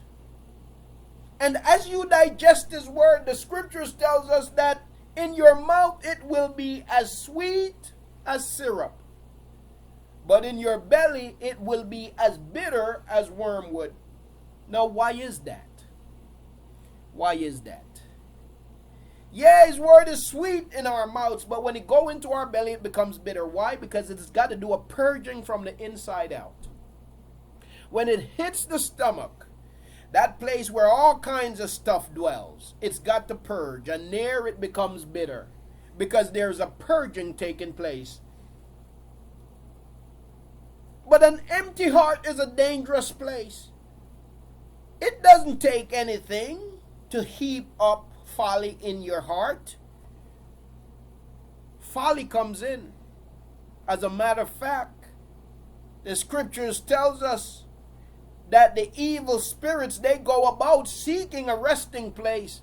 And when they find a house that is swept clean, a house that is empty, they go out and they find 7 more spirits more stronger than themselves, and they come in and they take hold. The latter end of that man is worse than the first. You see. So she's looking for somebody who is simple and one who lacks heart, an empty heart. Passing through the street near her corner, and he went the way to her house. So she sees this young man. She saw him coming. She probably have a little fandangles out there that's enticing to him. You know? Probably stuck a leg out in her short dress, short skirt, short whatever. He saw a leg dangling. She know what entices us. Notice here he talks about the young man. I want to talk about that for a second. The young man. You see, family, something that we got to get real with. Men, young men. Yes, church on every corner, absolutely. And we can't forget the spiritual aspect of this. You see? That harlot on every corner, the church on every corner, dangling its enticement. And in a very real sense, our people, our men, our young men, as a young man, I got caught up chasing harlotry, being a harlot myself, right? There is something about being a young man and falling prey to this. And in part it's because of the way we are made. And that's the truth. So, yep, and even some old men get caught up too. Absolutely, a key. Because while they should be growing in wisdom, they don't. And you have old men who are in worse state than some young men. Because what fills their heart is only folly, only foolishness, no wisdom. But as young men in particular, we are very much guided by the eyes. We are very much guided by the eyes. Remember, at the beginning here, I talked about the fact that we're going to be talking about 2 organs of the body now. Now, spiritually, we are guided by the, spiritually, we can be misguided by the eyes. And physically, we can be misguided by the eyes. But the eyes and the heart play a very significant role in our lives. And both of them must be brought into subjection of Yahuwah's word. So think about the church, right? Couple things draw people to church. The looks of it. A whole bunch of people there. It looks appealing. The building, just the look of the building draw people. Many people to church. Right? The perception that there's a whole lot of people there, the crowd, the sound of the music, and all of these other things. You know? Church is deliberately, listen family, when I was in the church, they had conferences and classes where they teach pastors about how to attract people by appealing to the senses. You think it's by coincidence when you see churches on TV with lights flashing and it looking a certain way? None of it is by coincidence. They have classes on this stuff. You think it's by coincidence that the pastors speak a certain way? No, none of it is by coincidence. They have classes on this stuff. You think it's by coincidence that they design their buildings a certain way? No, none of it is by coincidence. They have classes on this stuff. You think it's by coincidence that they name their buildings, they name their congregations, their churches a certain way? No, none of it is by coincidence. They have classes on this stuff. You will notice that some of the more newer churches, they don't just call themselves churches. They use the word centers in their names. It's more appealing. Yeah, the harlots study people and utilize what they find.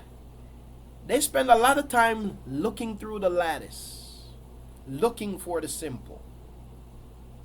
You see. So that's the spiritual aspect. But the physical aspect, as men, we have a thing. Yahuwah made us to be very, and this is a fact, it's not an excuse. How should I put it? Our eyes we can be drawn, our eyes, what's the word I'm looking for? Yes, we, things that are appealing stand out to us. Okay? Things that are appealing stand out to us. Now take a young man who is not very visual, very visual. Okay? Very visual. Now take a young man who is not serving Yahuah, not concerned with serving Yahuah, but living in the world, right? And watch how he live his life. He build around him a lot of stuff that is very vivid, very visual in nature. His car's got to be flashy. When you see a flashy car, his brain go crazy. I want that. You know, that's hot. You know? And that's very appealing to him. When you see an attractive woman, that's very appealing to him. He is drawn to that. Right? When you see anything that stands out, he is drawn to it. That's men naturally. It really is. That's men naturally. You see. Yes. And what we have to do is, the only way we can overcome that, because it's what? What is it? The lust of the flesh, the lust of the eyes, and the pride of life. The lust of the flesh, the lust of the eyes, and the pride of life. The lust of the flesh, the lust of the eyes, and the pride of life.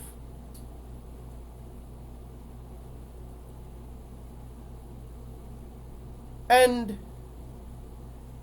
when a man see anything that's appealing, it's going to cause him to look. His head is going to be pulled in that way.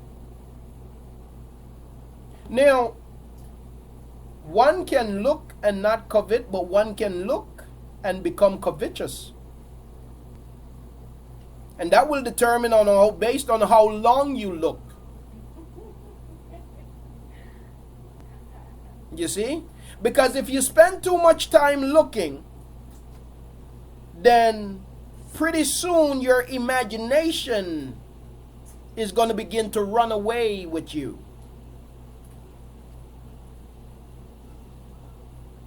Let's consider for a moment, yes, it's going to begin planting seeds in your heart, and that seed is going to begin to grow. Let's consider Dahood for a second. Okay? Let's consider Dahood for a second. Let's jump here from Mashali chapter 7. Proverbs chapter 7. We're going to come back. Help me to remember this, family. We stopped at verse 7. Okay, or verse 8. Let's go over to Shamuel. The book of Shamuel. That's what they call Samuel. Let's go over to 2 Shamuel chapter 11.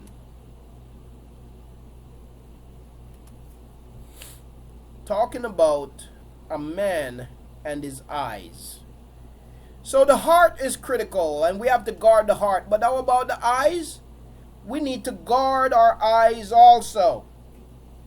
We need to guard our eyes also.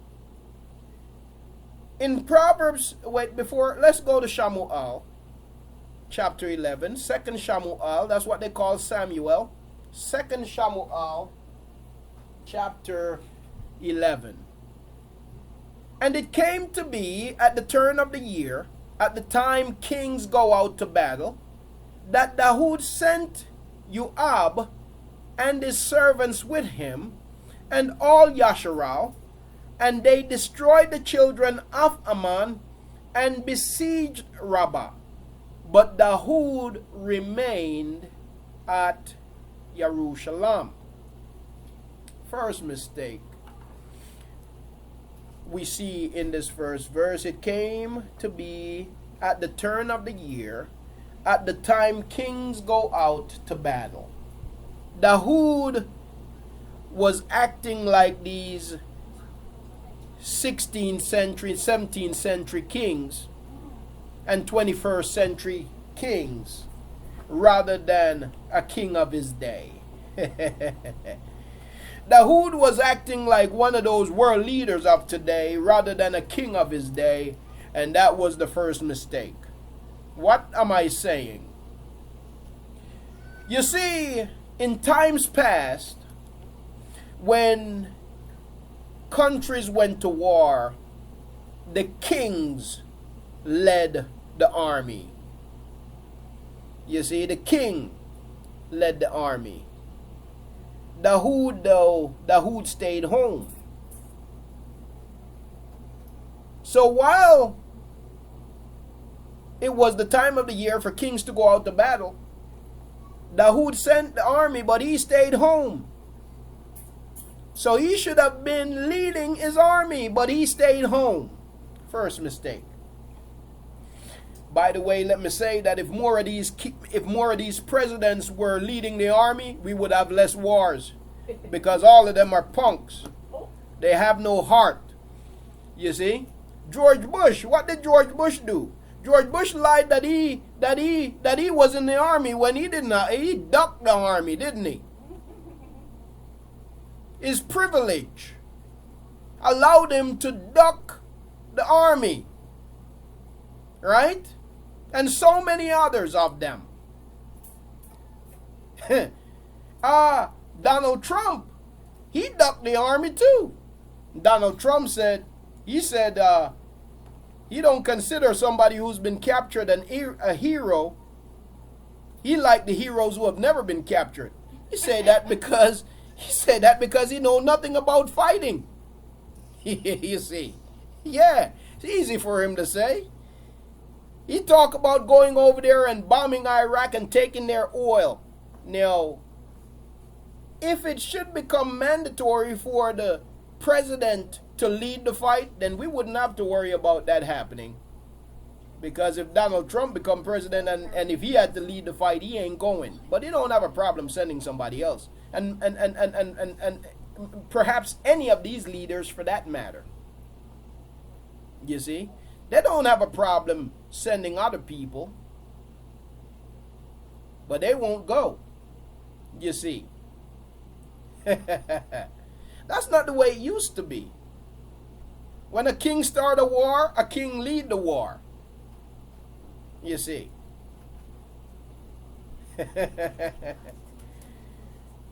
They're out front. But these cowards,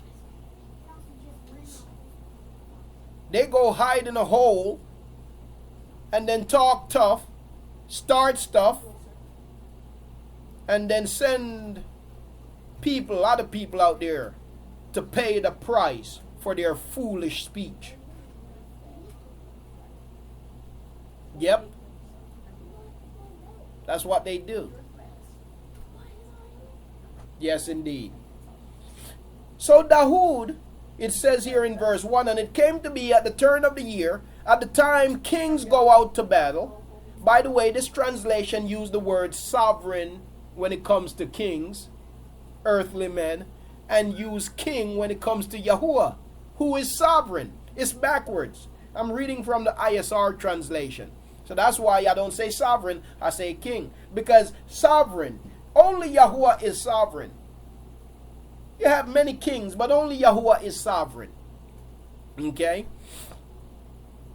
So, and it came to be at the turn of the year, at the time kings go out to battle, that Dawood sent Joab and his servants with him, and all Yasharal, and they destroyed the children of Ammon and besieged Rabbah, but Dawood remained at Jerusalem. So you hear that Dawood sent his general Joab and his servants with him, and all Yasharal, the men of Yasharal, all the men of Yasharal were sent out to battle.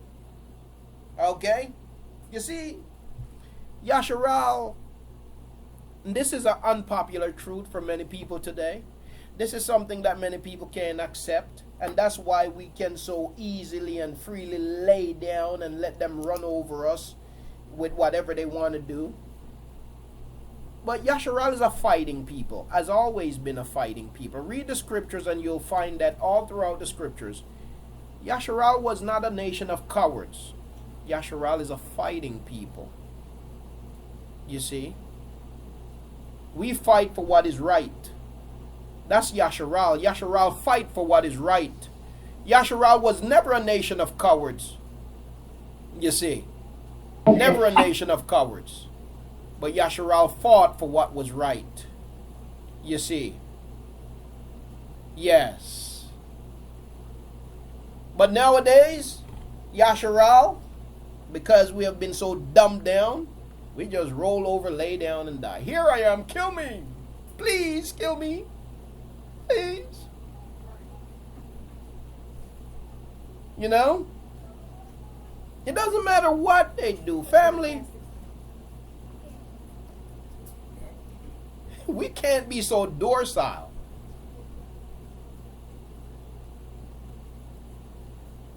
You see. Yeah, the fluoride, yeah. And it came to be at evening time that Dahoud rose up from his bed and walked about on the roof of the king's house. And from the roof he saw a woman bathing. And the woman was very good to look at. Can't help that. She is attractive. Any man is going to be tempted to look twice. She's attractive. Right? Your eyes are going to be drawn to her. And your brain are going to say, look again. Your brain's going to say, look again. It's the reality. We're made that way. But what do you do if you look once and the initial response is to do the right thing, so you turn your head? You turn away. But then the brain speaks and say, look again. So there you go, you twitching. And you look again.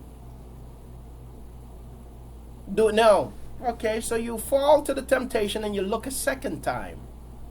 Do you stay there? See, Dahoud went out on the top of his house and he looked and he saw this woman bathing and she was beautiful. He looked, and of course the natural reaction would be to look away. Right? But then the temptation comes to look again, and he looked again. But the next time he looked, seemed like he stayed looking. And that's where the problem came in. He stayed looking. You see. We stayed looking. Where do we find that in scripture? What? Now we're going to talk about temptation in a minute. And I'll explain that in a second. We're going to talk about temptation. Because temptation itself is not the sin, is not the transgression. Well, naturally. It's just natural. You know it is natural. It just happens. Okay? It happens. It's just the way it is. Right? But temptation itself is not the transgression. It's what we do after the temptation comes. We're going to look at that, right, in the writings. The temptation itself is not the transgression. It's what we do after the temptation comes. It's what we do with the temptation that gets us in trouble. But temptation itself is not the issue. Okay? Temptation comes, and temptation can either make us stronger or it can destroy us. But how we respond will determine what happens to us. Whether we become stronger or we are destroyed or become weaker. You see, yes indeed. You have to fight yourself. You see. After their own lust. Yes indeed. After their own lust. Right? Now, he says, and it came to be, so at evening time, that Dahoud rose up from his bed and walked on the roof of the king's house. And from the roof he saw a woman bathing, and the woman was very good to look at. Now, by the way, you know, in the book of Yahuah, now let me just say something very quickly by the way, let me say something very quickly about the writings. In the book of Yahuah, what they call James, it says that Yahuah tempts no man. But in some ways, because we know that the writings have been tainted with, we know that Yahuah does tempt man, or how should I put it? Test, right? Test, not tempt, but test.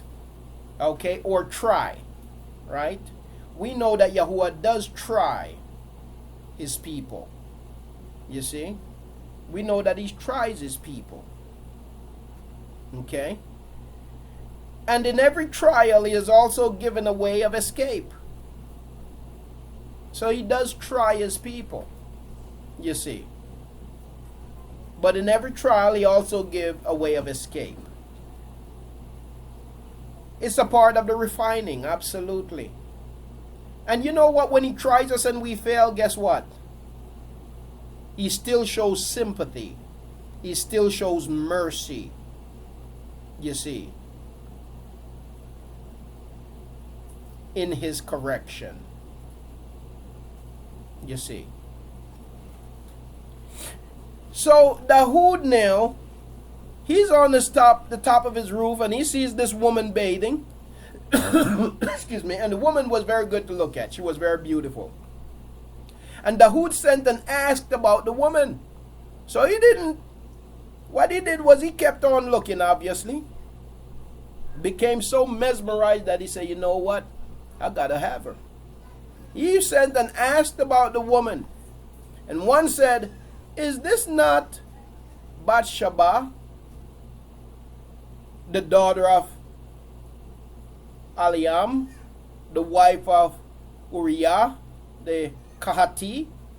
And Dahoud sent messengers to fetch her. So Dahoud now heard who the woman is.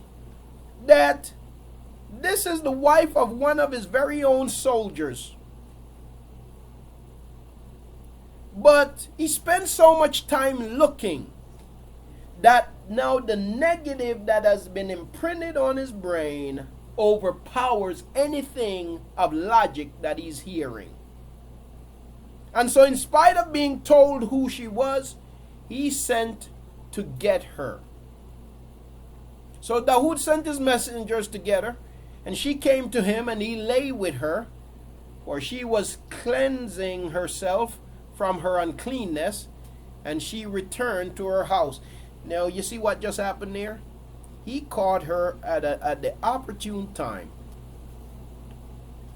He caught her at the opportune time.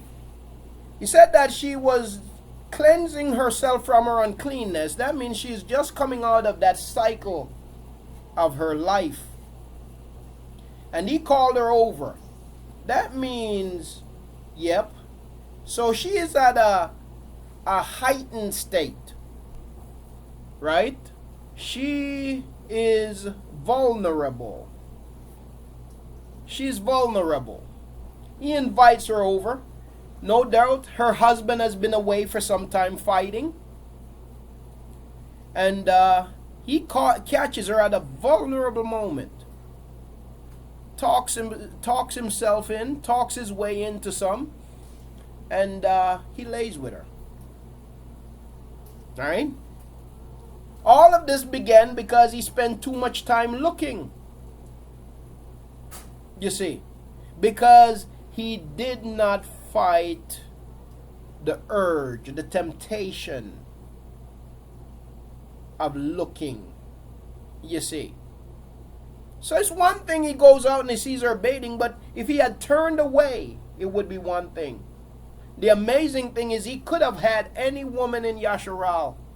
But even after being told who she was, that this was the wife of one of his servants who was out there fighting in battle, that the image that is now imprinted on his mind is so overpowering that he felt he just had to have her. You know what I believe also as younger men, what happens? You know, with a camera, think about a camera and the way cameras work. At least the old way. And it still works that way, but it's just digital now. But the way cameras are designed to develop film, to develop pictures using something called a negative film, negative image. You need a negative image in order to produce a positive image, right? How many people remember back in the day when you would go to get your films developed, you had to take them the negative so that they can then develop the positive, right? So you have a negative image and they take the negative image to develop the positive image.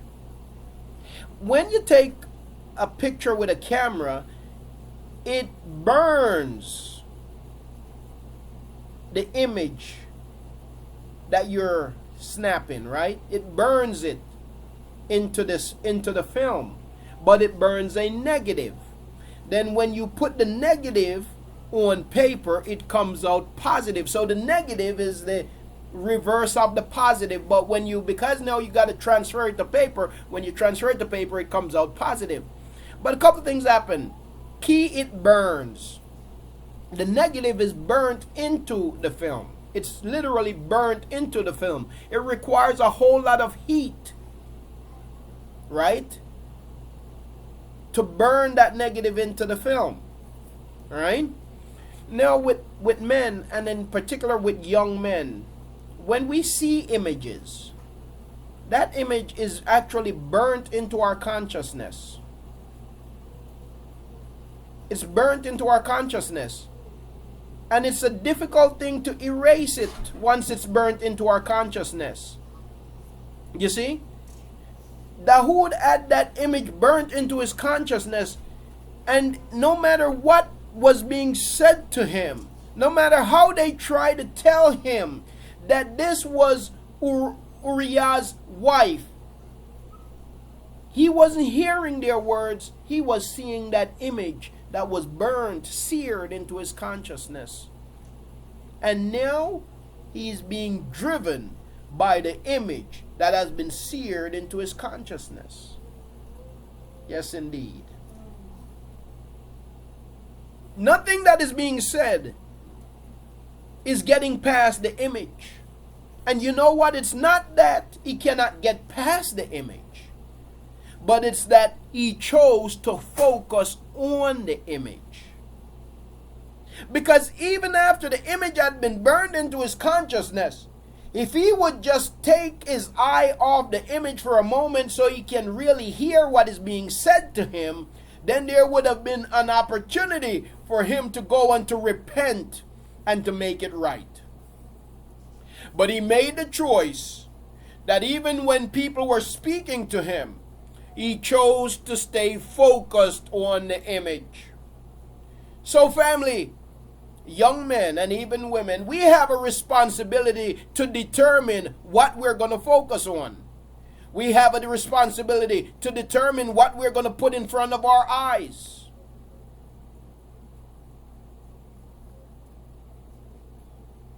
We have a responsibility as to whether or not we're going to make the choice to hear what Yahuwah's word has to say, as opposed to staying focused on that negative image and disregarding the word of Yahuwah. What Dawood did was Dawood chose to disregard the word of Yahuwah and to stay focused on the image. Yes, we are visually attracted. Yes, that's true. But do you have to be ruled by it? No, you don't. Because in every temptation, and even though what is visual might be quite appealing, Yahuwah gives us a way of escape. The truth is that taking the way of escape is not the easiest thing to do. It's the hard thing to do. Inasmuch as it may be easy to walk through that door, the door of escape. It's not the easiest thing to do. Turning away from what you shouldn't be attending to is more difficult than walking through the path of escape.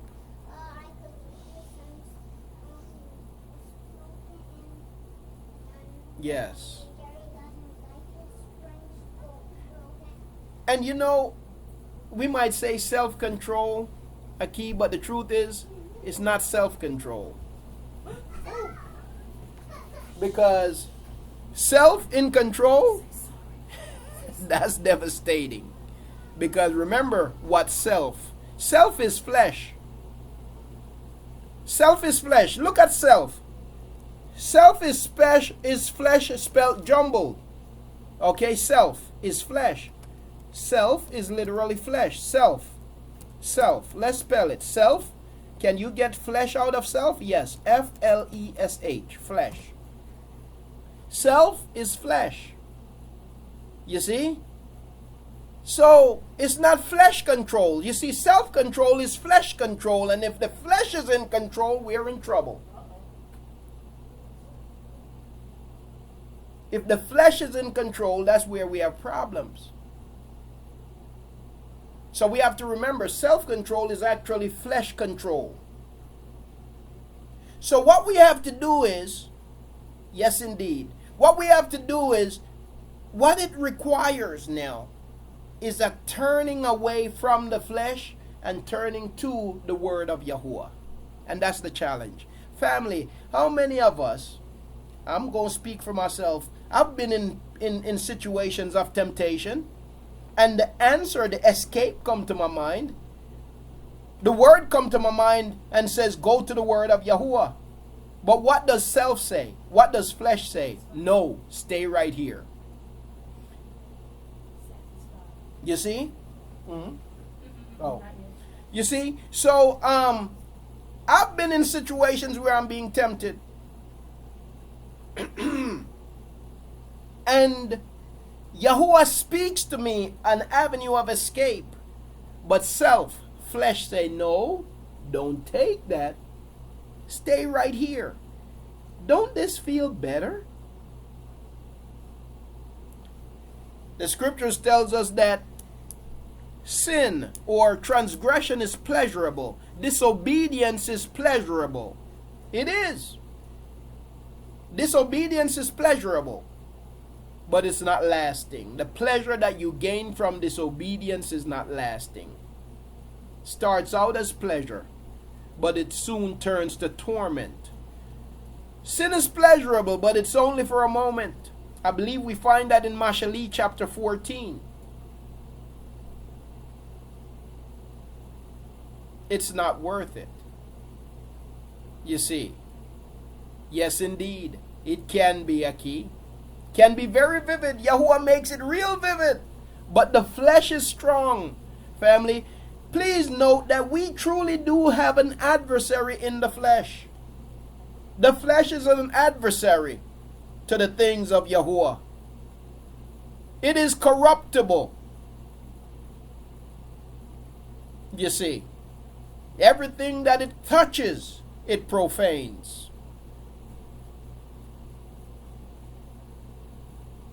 You see.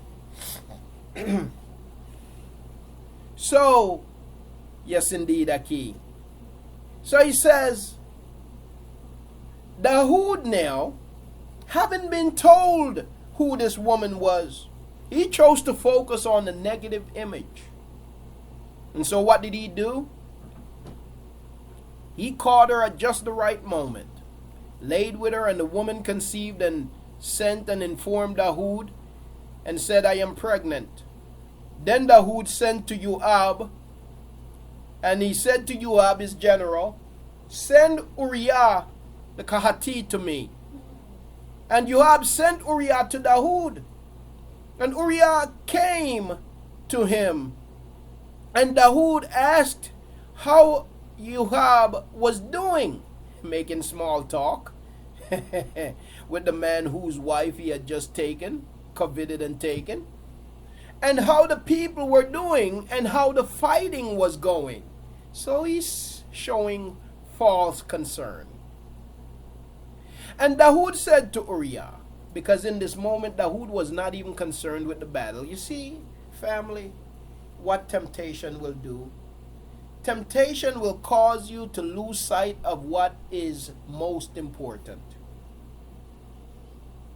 Temptation and the transgression that ensues will cause you for a moment to lose sight of what's most important. And before you come back to your senses, it is too late. The house is crumbling. The house is falling.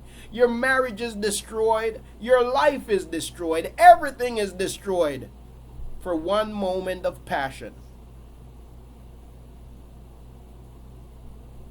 So Dawood said to Uriah, verse 8, go down to your house and wash your feet. And Uriah went out from the king's house, and a gift from the king followed him. So he not only sent him down to his house, he said, go down to your house and wash your feet. You know what he's hoping, right? He's hoping that, having not seen his wife for so long, you go down and get washed up, and before you know it, they'd be into it, and before you know it, now this child could be passed off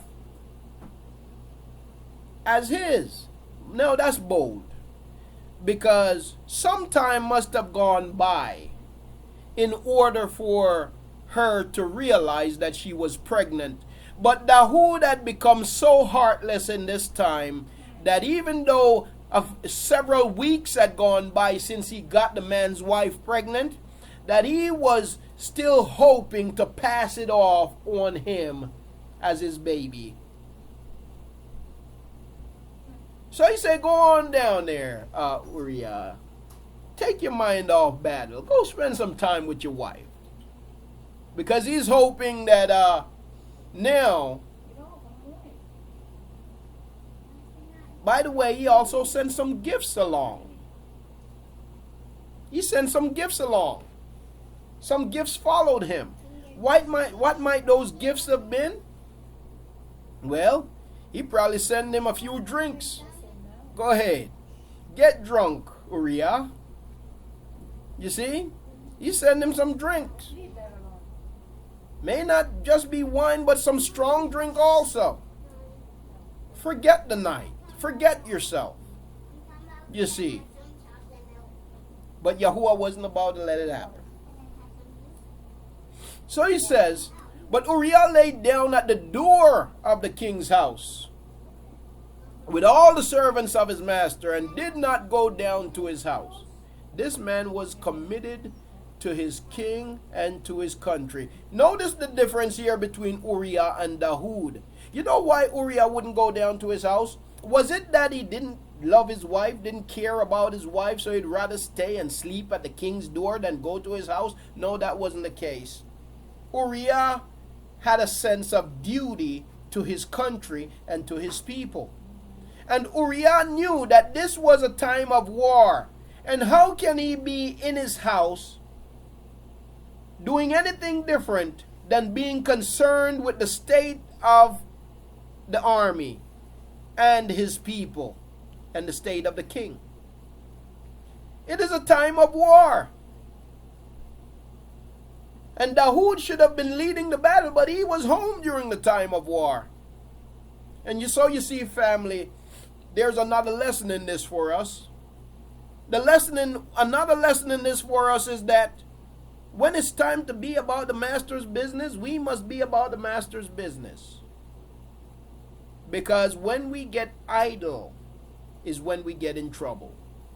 When we should be doing a certain thing and we're steady putting it off, where we are procrastinating, or whatever it is we might be doing other than what we should be doing, that's where we get in trouble. You see, Uriah said, I can't do that. I can't go home, so I'm going to stay here with the rest of the soldiers, those guarding the king. I'm going to stay here with the rest of the soldiers. I might not be on the battlefield, but I'm going to be on duty. The king summoned me from the battlefield, but I'm going to remain on duty.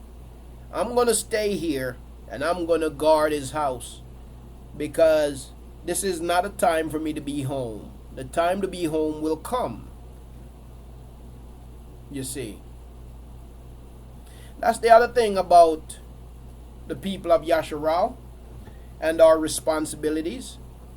The men and the women knew what their responsibilities were. And I believe that much of that has been lost among us as a people. We have lost a sense of responsibility.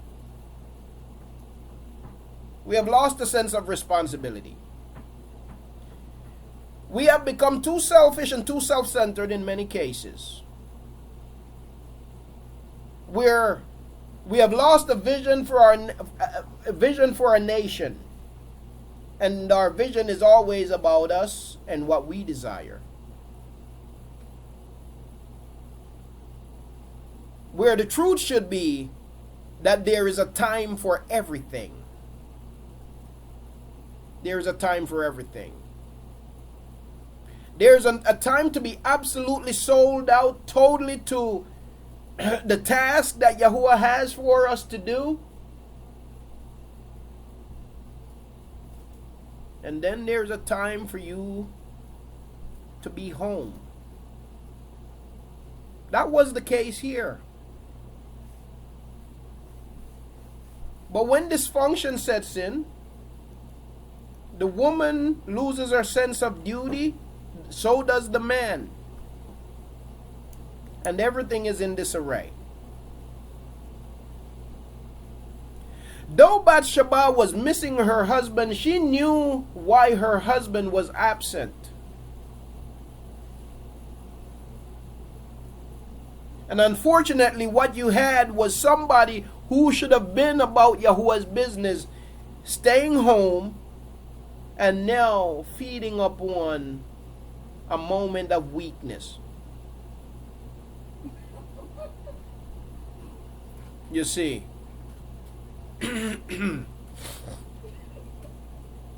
So, he says, and Uriah said to Dahoud, by the way, let's go to verse, so he laid at the door, verse 10. And they informed Dahoud, saying, Uriah did not go down to his house. So Dahoud said to Uriah, did you not come from a journey? Why did you not go down to your house?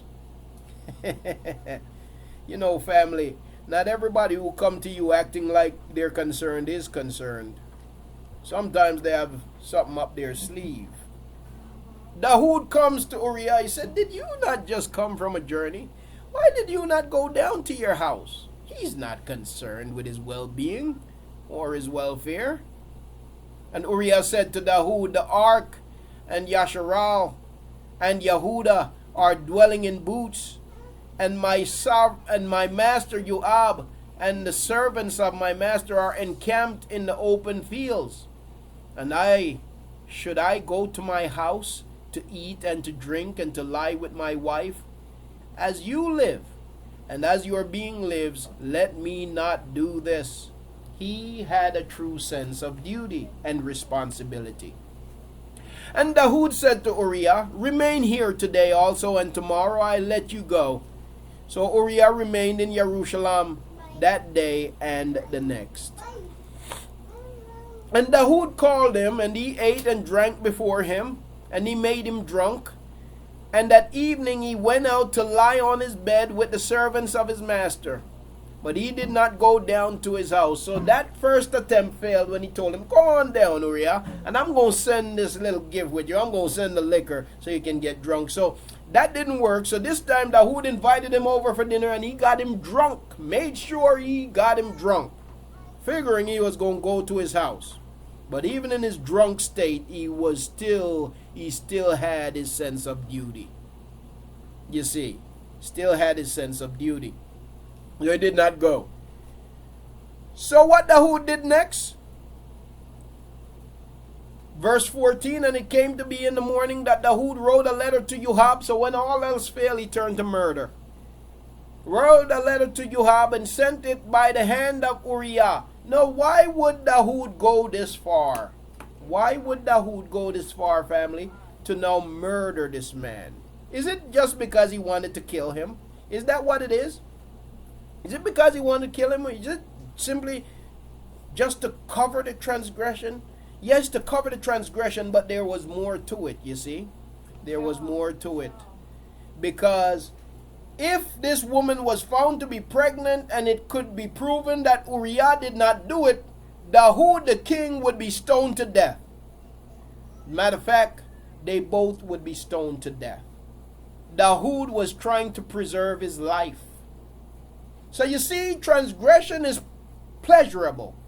Sin is pleasurable, but only for a moment. And so now he's seeking to avoid judgment. And that's why he kept trying. And that's why he ordered the murder of Uriah, because he's trying to preserve his own life. Because he transgressed. But now he's going to have somebody else pay for his transgression. He transgressed. But now he's going to have somebody else pay for his transgression. And so he sent a letter.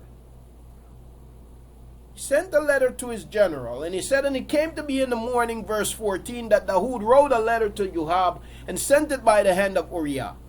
And he wrote in the letter saying, set Uriah in the front of the heaviest battle. I want to make sure he get killed.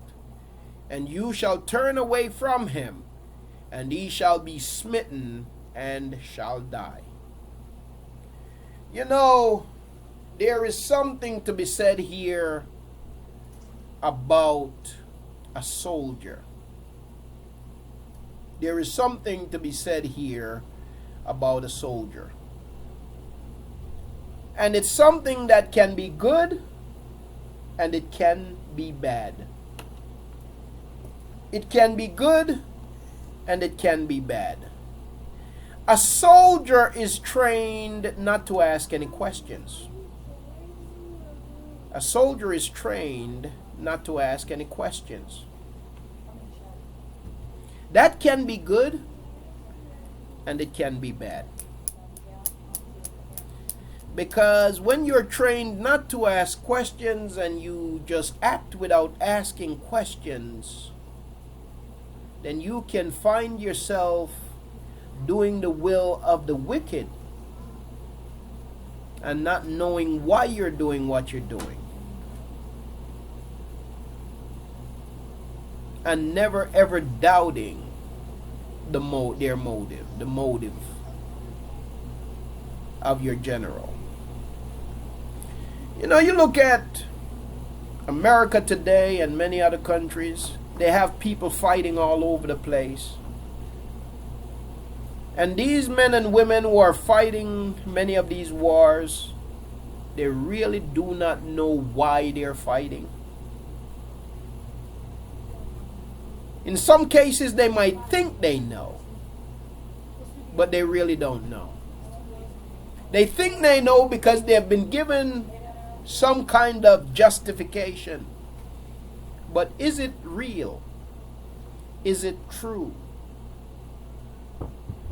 You see, when Dahoud told Yahuah to put Uriah in the heaviest fight, to put him in the heat of the battle where the fight was heaviest, and then to turn away from him, to pull all support from him to make sure that he is smitten and die.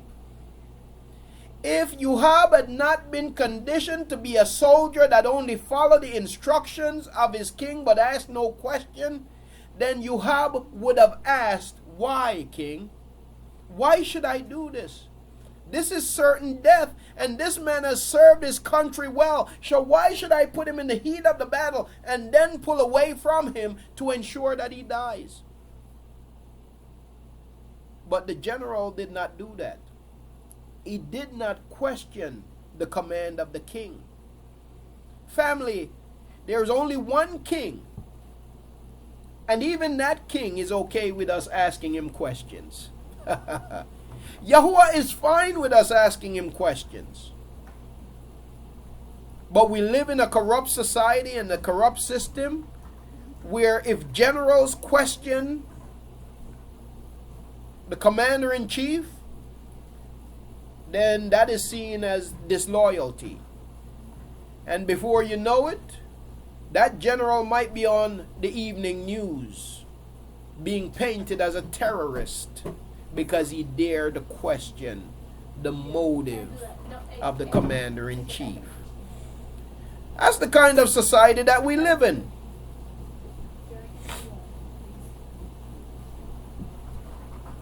Yoab should have known better. He should have questioned the king, but he didn't. He should have questioned the king, but he didn't. You see, he didn't. So, verse 16 says, and it came to be as Joab watched the city, that he appointed Uriah to the place where he knew there were brave men. And the men of the city came out and fought with Joab. And some of the people of the servants of Dawood fell. And Uriah the Kahati also died. I want to point out something else here. When Yasharal is a nation in which, because we are a nation, as a nation we are united, or we ought to be united, then the transgression of one does not only affect the one, the transgression of one affect many. You see? Dawood had to justify this somehow, and he just called it collateral damage. That's what these people call it. That's what the wicked call it. When they have their false motives for their wars and innocent people are murdered, they call it collateral damage. No, it's not collateral damage. It's murder by the state. It's murder by governments. It's not simply collateral damage. It's murder. You see, it's murder. So, because as a result of Dawood going and laying with this woman, what happens here? This is only the beginning of it. Because it's because of this that Yasharal would be divided into two nations. It's because of this that chaos and turmoil would ensue among our people. But immediately what happened?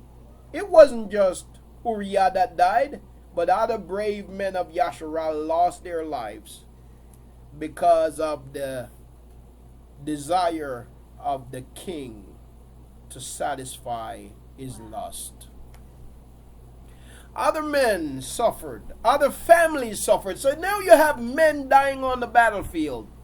But is it just these men who have suffered, who died in vain? No. Now you have families. Now you have children without their father. You see, the repercussion goes on and on. The repercussion goes on and on. Because one man disobeyed. You see. Yes, indeed. As Akikit says, and because he was to be stoned to death and it did not happen, the evil never left his house. Wow. Yes.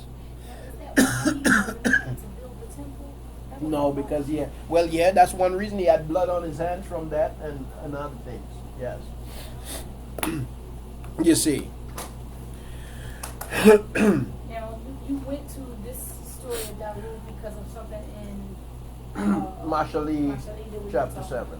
Being driven by lust, the foreign woman, the strange woman, being attracted to her appeal, you see. Being misguided by our eyes. Going back there? So, then it shall be, verse 20, if the king's wrath rises, where we at? No, verse 18. And Joab sent and reported to Dawood all the events of the battle, and commanded the messenger, saying, when you have finished reporting all the events of the battle to the king, then it shall be, if the king's wrath rises, watch this now, then it shall be, if the king's wrath rises, and he says to you, why did you go so near to the city when you fought? Did you not know that they would shoot from the wall? Who smote Abimelech, the son of Yerubasheth? Was it not a woman who threw an upper millstone on him from the wall, so that he died in Tabats? Why did you go near the wall? Then you shall say, your servant Uriah the Hittite is also dead. And the messenger went and came and reported to Dahoud all with which Joab had sent him. So Joab, the general, was concerned because other men lost their lives because he did what Dahoud told him to do. He was concerned that he was going to be in trouble from the king because other men lost their lives also. I think they want you to finish reading that. It was a question here. Okay. It says, watch what Nathaniel said at Eric. So I think in the thread it's a conversation going on. Oh no, I think it's a different reference being discussed. No, they're talking about the oath being rebuked as a result of his actions, I believe. But never mind, go ahead, I'm sorry. Okay. So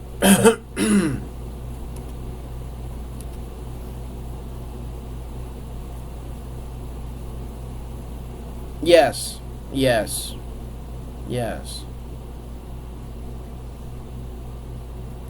So his actions created a lot of dysfunction, you see, because number one, he failed to guard his eyes and he failed to guard his heart.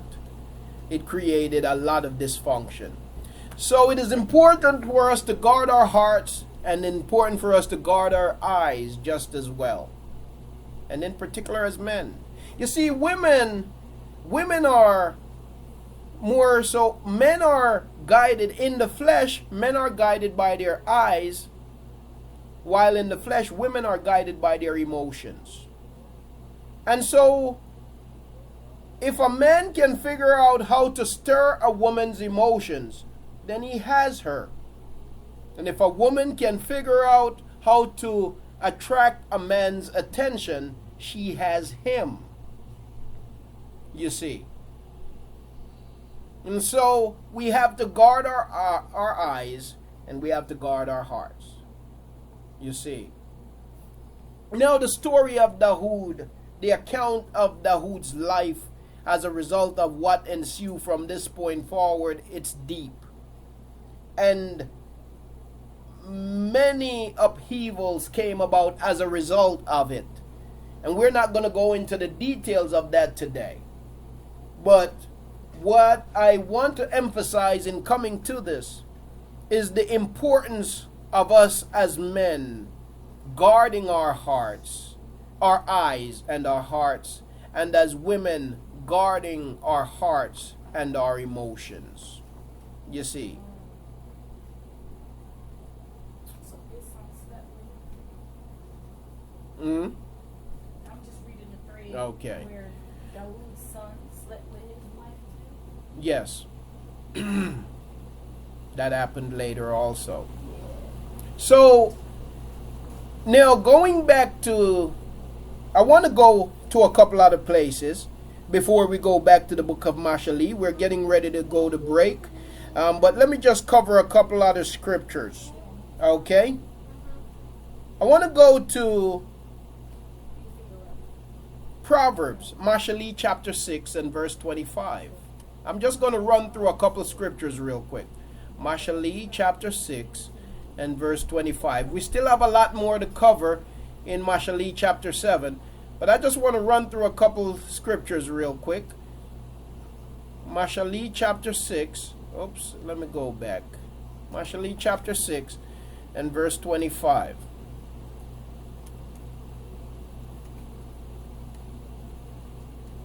Do not desire her prettiness in your heart, neither let her captivate you with her eyelids. Okay, this is what Yahuah says. For the command is a lamp, and the Torah is a light and reproof of discipline, a way of life, to guard you against an evil woman from the flattering tongue of a strange woman. Do not desire her prettiness. Do not stare upon her prettiness. You said, do not be drawn in by her prettiness in your heart, neither let her captivate you with her eyelids. All right? Guard your eyes. Don't be intrigued by her beauty. In Ayub, the book of Ayub, chapter 31, verse 1. Let's go there for a moment. Ayub, that's what they call Job, chapter 31 and verse 1. Talking about the eyes. Ayub, chapter 31 and verse 1. I have made a contract with my eyes.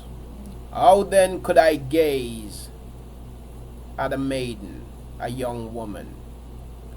Now, I have made a contract with my eyes. How then could I gaze at a young woman? This is Ayub speaking. So, as men who seek to please Yahuah, we must make a contract with our eyes, not to look on anything that would lead us astray. Now, what does this mean for a man? Because you have verses that are not properly translated. For example, in the book of Yahuah, where I believe it's a poor translation, where it says that, to look upon a woman to lust is also to commit adultery with her in your heart. And there's something a little bit misleading in the way it's translated in that. So somebody might ask the question, so what about a man that's not married? Are you saying that he can't look at a woman? How will he become attracted to a woman? So for a man that's unmarried, right? Ayub was a married man, and what Ayub was talking about was he's being satisfied with his wife and not paying attention to any other women, right? And of course you have men of Yasharal who took several wives, but took them as wives, didn't play the harlot. So in the process of courting or seeking a wife, you are going to find that you are attracted to someone. Is it a sin, a transgression, just to be attracted to someone or to find someone attractive? In itself, no, it's not a transgression. If somebody is attractive, they're attractive. Now, if you go to lust after that person, if you're married, or even if you're single and you have no desire to pursue a relationship with that person, a marriage relationship, but you just want to lust after that person, maybe want to play the whore with that person, where you're having relations with that person, but you're not joined in contract, that's a transgression. Yes. Begin to imagine stuff in your mind, you see, and not making any commitment, pursuing a set-apart relationship, set-apart marriage with that person. That's a transgression. So, but it's not in itself a transgression to find yourself attracted to someone. But as a married person, it would be, because even though a person might be attractive as someone married, you shouldn't be attracted. You see, that's where you got to do this. In Mashali chapter 4 and verse 25. So as a married person, even though you might see somebody that is attractive, don't mean you should find them attracted. And so that's where you have to do this. Mashali chapter 4 and verse 25. Let your eyes look forward and your eyelids look straight before you. You hear that? Let your eyes look forward. So when you find that she is attractive, let your eyes look forward and your eyelids look straight before you. Don't turn and look. It'll get you in trouble. You see? Don't look too long. It will get you in trouble. Now that can be a challenge. But it ain't never easy to do the right thing. Yes, it pertains to TV. It pertains to the internet. I like that. All strawberries ain't sweet.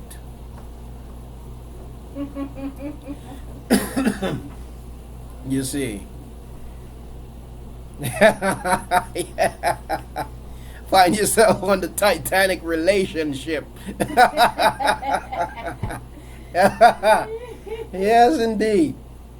Yes. We've got to guard our hearts, and we've got to guard our eyes, and we've got to guard our minds.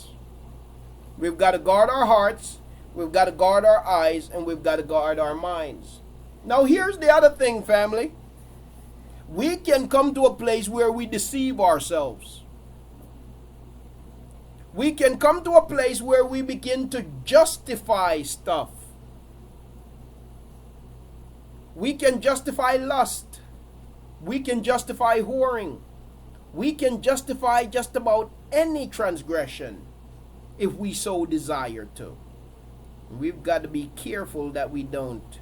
And the only way we can keep ourselves from doing that is by keeping Yahuah's truth at the forefront of our minds, casting down imaginations, guarding our eyes, our hearts, and our minds.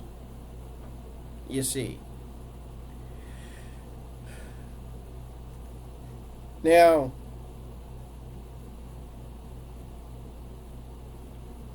let's turn to Tehillim chapter 44 and verse 21. See what Yahuah has to say about the heart.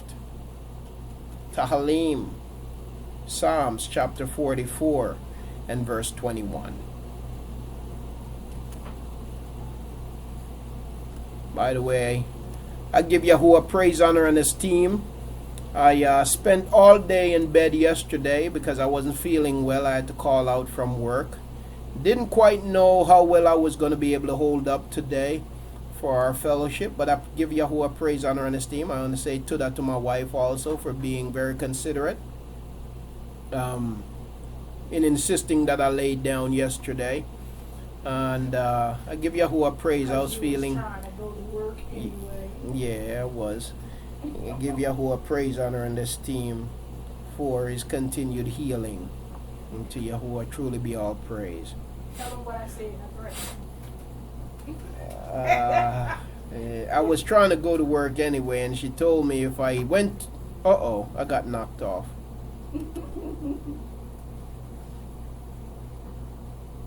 Got knocked off a fuse here.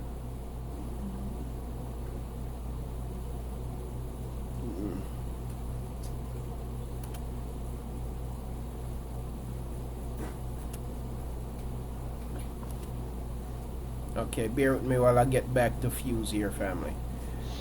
This conference is being recorded. Okay, I'm sorry about that. I got knocked off a fuse, family. But we're back.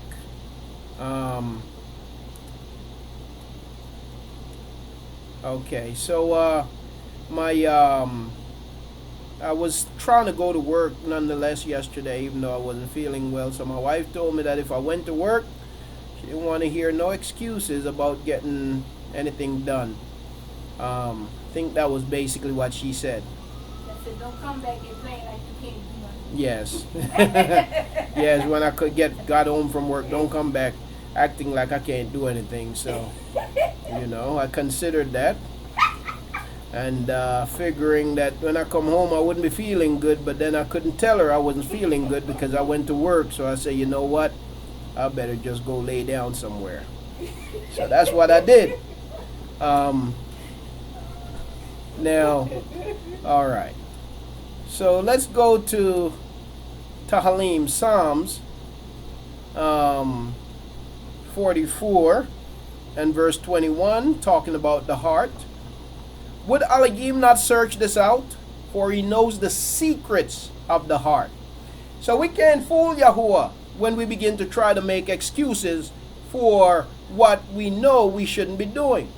You see, we cannot kid Yahuah when we begin to try to make excuses for the things we know we shouldn't be doing. Dawood tried that, but he wasn't fooling Yahuah.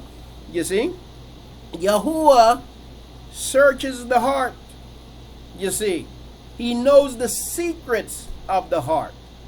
We might as well come clean. We might as well come honest. Because even when we don't say it, he knows it. You see. Now, the problem with being honest and coming clean is that you will encounter people who will want to judge your honesty. Who will want to, not judge, but who will want to condemn your honesty.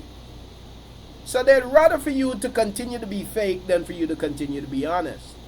But it's better to be honest than to be fake. You see. But oftentimes I think people make the mistake of condemning people's honesty. When what we should do is we should appreciate their honesty and then seek to encourage them in the way of Yahuah. Seek to guide them in the way of Yahuah. So, not to simply make excuses around their honesty, but hear their honesty and then seek to encourage them according to the way, the word of Yahuah. But you know, I believe that among the people of Yahuah, it can be difficult for people who are struggling because they're afraid of being condemned. When even in the writings of our ancestors, they tell us that we ought to confess our faults to one another so that we may be healed. But because so many stand ready to condemn, then many times people suffer silently. And when you suffer silently, that's what the enemy wants. You see? Because now he have you thinking that you're the only person dealing with what you're dealing with. And it is important for us to know that the struggle is real. That all of us have our struggles. All of us have weaknesses that we are striving to overcome. You see, let me speak for myself. I am not perfect. I am striving to be the Yasharao that Yahuah wants me to be. And when I say I am not perfect, that is not me saying that to give license to somebody to live frivolously. But I know that I'm not perfect. I can't speak for anyone else. I can only speak for myself. I have not yet arrived. I'm still striving toward the mark. I'm not perfect, but I can only speak for myself. You see. Now, look at another one. Tahalim chapter 64 and verse 6. Tahalim chapter 64 and verse 6. You see, there's a problem that I've always had with us as we awaken, family. With some people who out there are teaching in this awakening. There are people out there teaching and they're condemning people who are just waking up to a knowledge of Yahuah and His true word. They're preaching condemnation upon a people who are just waking up. And you know what's unfortunate? The people preaching condemnation, they make the assertion that they have it together. And the truth of the matter is, when you examine their teaching, you find that they have many flawed things in their teachings also, but yet they're quick to condemn somebody else.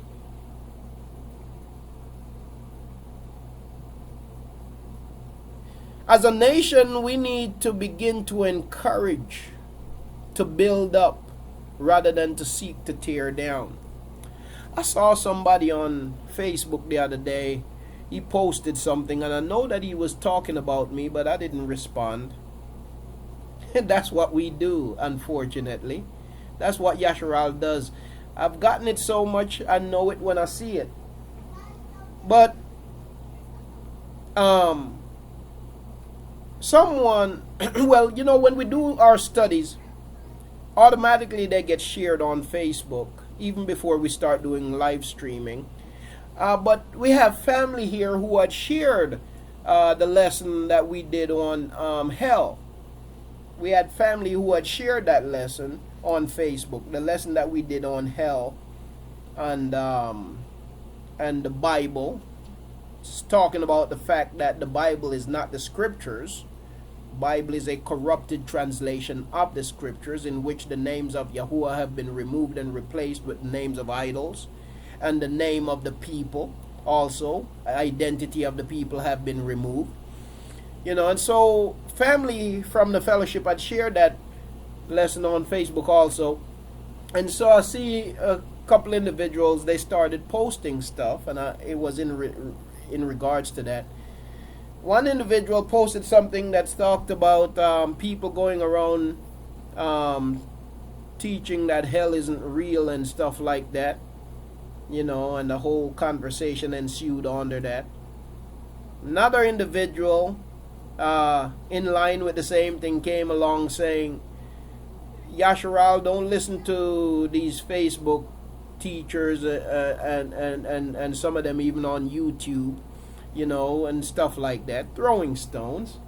I recognize they were talking about me, but I'm not concerned with that, because what I see is, what I've observed is that people who are most ignorant think of themselves as being most enlightened, most educated, most knowledgeable. Those who are most ignorant, this is one thing I find in life. People who are most selfish gets most offended about somebody not doing enough for them. People who are most selfish gets most offended when they feel people don't do enough for them. People who are most ignorant feel most knowledgeable. People who give the least is convinced that they give the most, so on and so forth. These are prodigies, or whatever you may want to call them, that I have observed, you see. And so when I see that, and I see people making those statements, I know that I don't get offended, because I recognize that they're being made out of ignorance, even though these individuals may be convinced in their own minds that they're speaking from knowledge, you see. And so I don't get offended, but I do take note. Now, going to Tehillim 64 and verse 6. Praise Yahuah Ki. Praise Yahuah. Tehillim 64 and verse 6. They search out unrighteousness. Let me start at a little up. I'm going to read from verse 1, but I'm trying to get to verse 6. Hear my voice, O Elohim, in my meditation. Guard my life from the threats of the enemy. Okay? It is important for us to meditate on the word of Yahuah.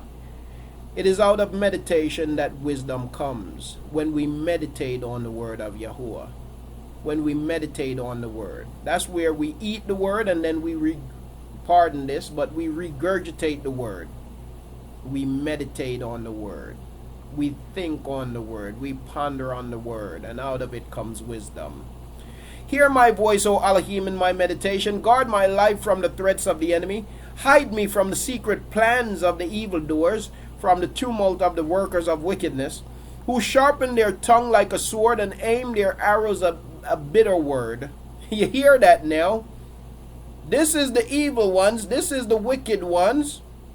Hear my voice, O Elohim, in my meditation. Guard my life from the threats of the enemy. Hide me from the secret plans of evildoers, from the tumult of the workers of wickedness. How do they work? How do these evildoers work? Who sharpen their tongue like a sword and aim their arrows a bitter word.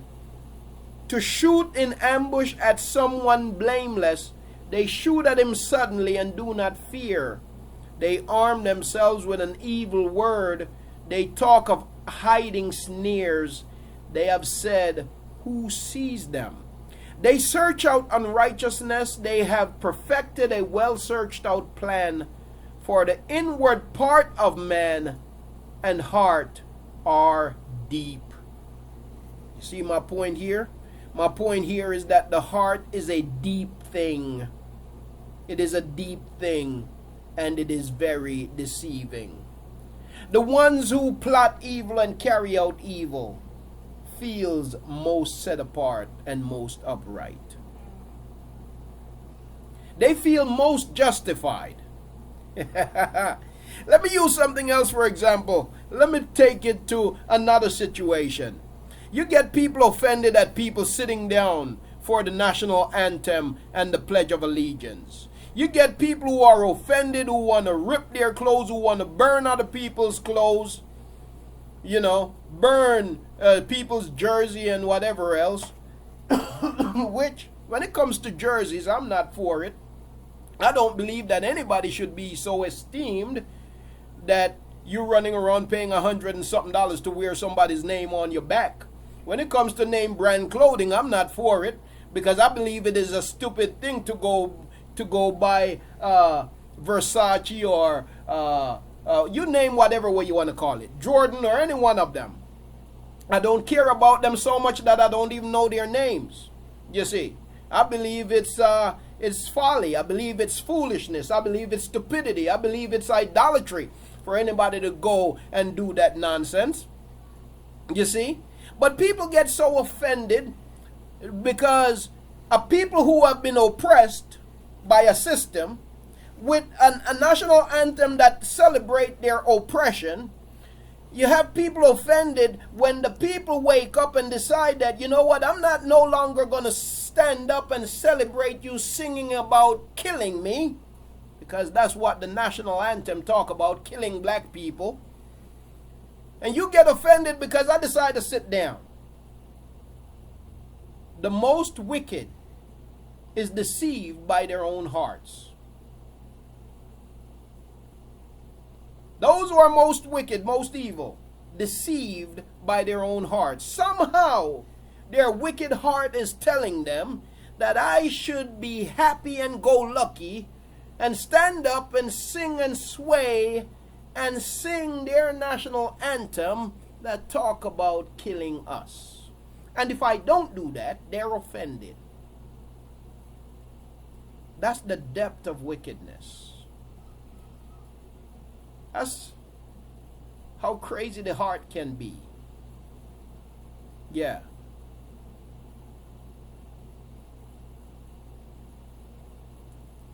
Yes, and now I'm a terrorist because I refuse to stand and put my hand over my heart.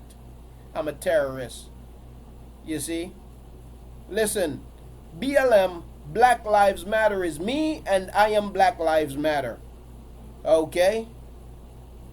And we as a people have to understand that. Black Lives Matter is you, and you are Black Lives Matter. Black Lives Matter is not an organization. Black Lives Matter is you. Black Lives Matter is me. Black Lives Matter is me. Is us. So, I stand with Black Lives Matter, and I sit with Colin Kaepernick.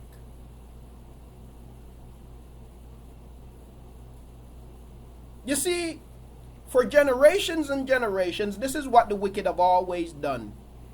Every single time our people, one of our people stand up and speak out against the atrocity and the brutality, you know what happens? I'm going to tell you what happens. It's always been this way and nothing has changed. No doubt the oppressor called them terrorists and bring false charges against them, no doubt. No doubt the oppressor stripped them of anything they have had. No doubt the oppressor does that. But you know the most sad thing that happens every single time? It happened to Malcolm X, happened to Martin Luther King, happened to Muhammad Ali, happened to Jackie Robinson, happened to Harry Belafonte, happened to Marcus Garvey, happened to every single person that you can think of who have stood up to speak about injustice. You know what happens? Yes, Michael Jackson, you know what happens? Yeah, we know that the oppressor is going to do what they do to them. But you know the saddest thing that happens? Their own people speak evil against them because they choose to stand up and speak on their people's behalf. I will not be that one. I will not be the one that join in chorus with the wicked to criticize my people. I will not be that one. It's being said that the Black Lives Matter movement people are supporting other things that Yahusha should not be a part of, like LGBT, whatever, this the lesbian and gay, that they also support that too. So I know that's probably going to be the next question that people have. Now, should we make, not support them and make separation? Okay, let me make a distinction. Notice what I just said. My wife said, that the point is being made that Black Lives Matter support things that Yahusha don't support, like LGBT and stuff like that. And that must be something recent because that wasn't a part of their platform. And the last time I read their platform, that's not a part of their platform. But for me, Black Lives Matter, you heard what I just said? Black Lives Matter is not an organization. Hold up, let me explain something, family. Do you know that the Fox News Network, FOX, Fox News Network, that the Fox News Network started a petition some time ago to get anybody who used the term Black Lives Matter? If you say Black Lives Matter, if you say Black Lives Matter, they wanted it to be classified as hate speech. If somebody say Black Lives Matter, it should be classified as hate speech. There are people out there with petitions trying to get that to be law. That if you say Black Lives Matter, that is hate speech. When I say Black Lives Matter, it's not about an organization for me. Black Lives Matter is not an organization. Black Lives Matter is a fact, not an organization. And so if you want to classify me as a terrorist for saying Black Lives Matter, then I guess I am a terrorist.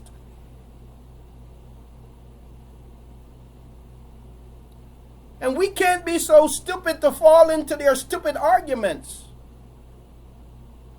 So I stand with Black Lives Matter and I sit with Colin Kaepernick and I say that proudly. Because Black Lives Matter is not an organization for me. It is a fact. I think, however, that to say Black Lives Matter is maybe giving people or the system more praise than they deserve. I think to say Black Lives Matter is giving the system more praise than it deserves. Because the fact of the matter is, it has been shown, it has been proven times and times again that Black lives don't matter. So maybe what the slogan should be, for those of us who care, is that black lives should matter. Now that's more radical, because that's me saying that you have not shown me that it matters. You have never shown me that it mattered. You remember when Michelle Obama said that finally she can be proud to be an American? Anybody remember that? Now, what happened when she said that? She said finally she can be proud to be an American. And what happened after she said that? She said that in 2008. What happened after she said that? White America went crazy. What does she mean? Finally, she can be proud to be an American. They called her a terrorist. They called her all kinds of stuff. Because, and that wasn't the only thing she said. She said, finally I can be proud to be an American because finally I feel like I'm a person of value. White America went insane. Not all white people when I say white America. But a lot of white folks went insane. How could she say that? That was hate speech. She is not fit to be the first lady.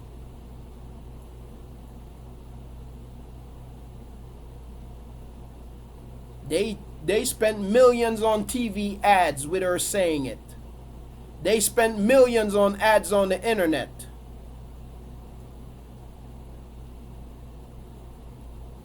And you know what it was all about? What that was all about was that they denied her experiences. I'm not going to side with the enemy and let him determine what I can say and what I can't say. And so I should reject anybody who stand for the cause of our people. So I will continue to say Black Lives Matter. As a matter of fact, I say Black lives should matter. Because it don't. And yes, the lives, and put it more pointedly, lives of the people of Yasharal should matter. The lives of all people should matter. But the reason why people say Black Lives Matter is because those are the only lives that it doesn't seem as if it matters. Everybody understand that everybody else's life matter. And that was the reason why somebody started saying that. It was just a declaration. It was just a saying. You see.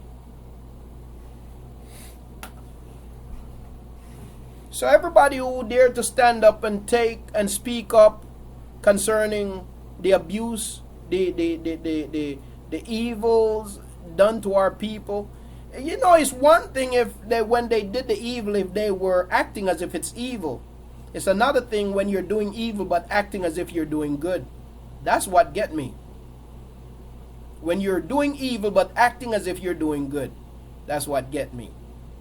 If you're doing evil, acting like it's evil, that's one thing. Okay, yeah, but don't do evil pretending as if you're doing good. Yes, I see that, Aki. I see that they killed. Speaking out about the infiltration. Okay, yes. They killed him. They killed him this week. Yeah, they killed him this week.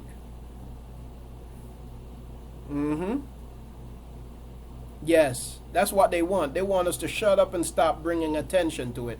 But I'm not the one to shut up and stop bringing attention. And listen, our people need to stop being silly and foolish and stop going with their rhetoric. Okay? Who taught you to hate yourself, Malcolm X asked. Who taught you to fight against the one that's trying to speak up on your behalf? He asked. The one who oppresses you. You see? So they're not going to tell me what to say and what not to say.